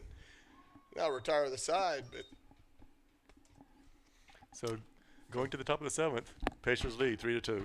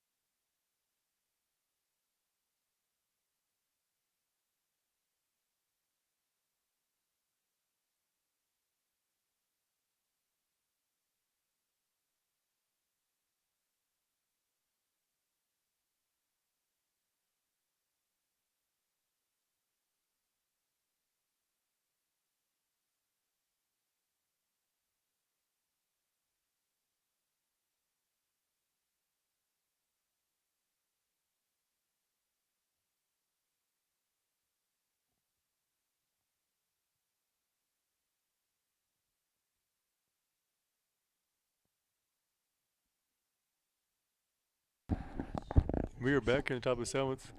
as Coach Snyder has left Chandler Terrapin in the circle, but she switched catchers, and so Andrea Daring's back behind the dish. So Pika did a good job through 6 innings of work. Had some putouts, had one error, but held some runners. But Coach Snyder's gone with some experience behind the plate.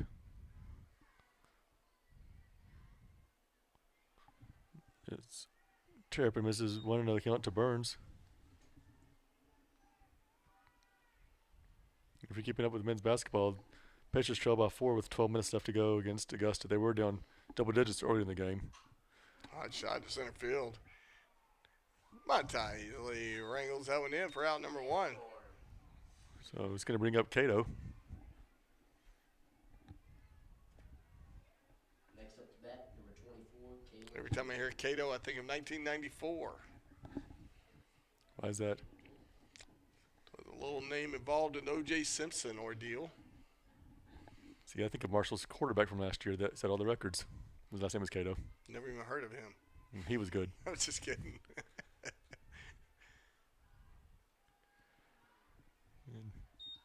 Mrs. Low, ball 1.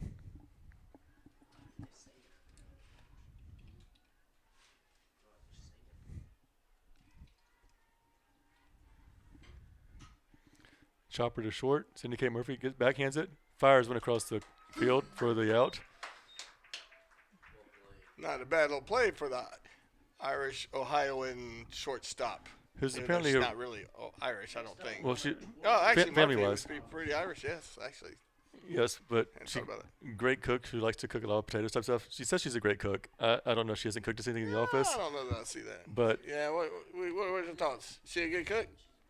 She's pretty good. This is coming from a college athlete, though. I mean, these guys, anything's good. Pop-Tarts, ooh, fantastic. Gourmet. but in all fairness, I mean, she cooks a lot. Like you see, she's in study hall eating. She's not supposed to be eating in the room, but she still is eating in the study hall room. Not that we're busting her No, for that no, right not now. at all.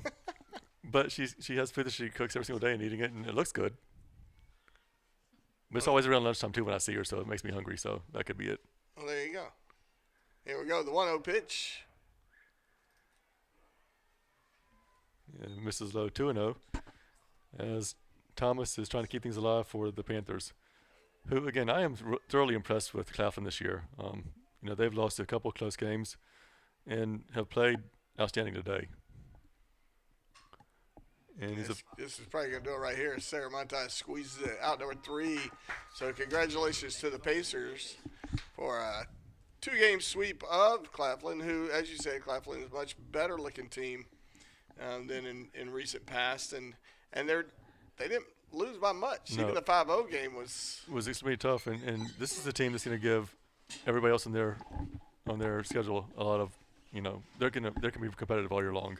right. And so, kudos to them. And, folks, we're going to be away until we host Converse on February 21st at 1 p.m., and that's when we'll be back on the broadcast. So continue watching PatriotsSports.com for all the live stats and video links to when we're playing away. But we will see you on the 21st at 1 p.m.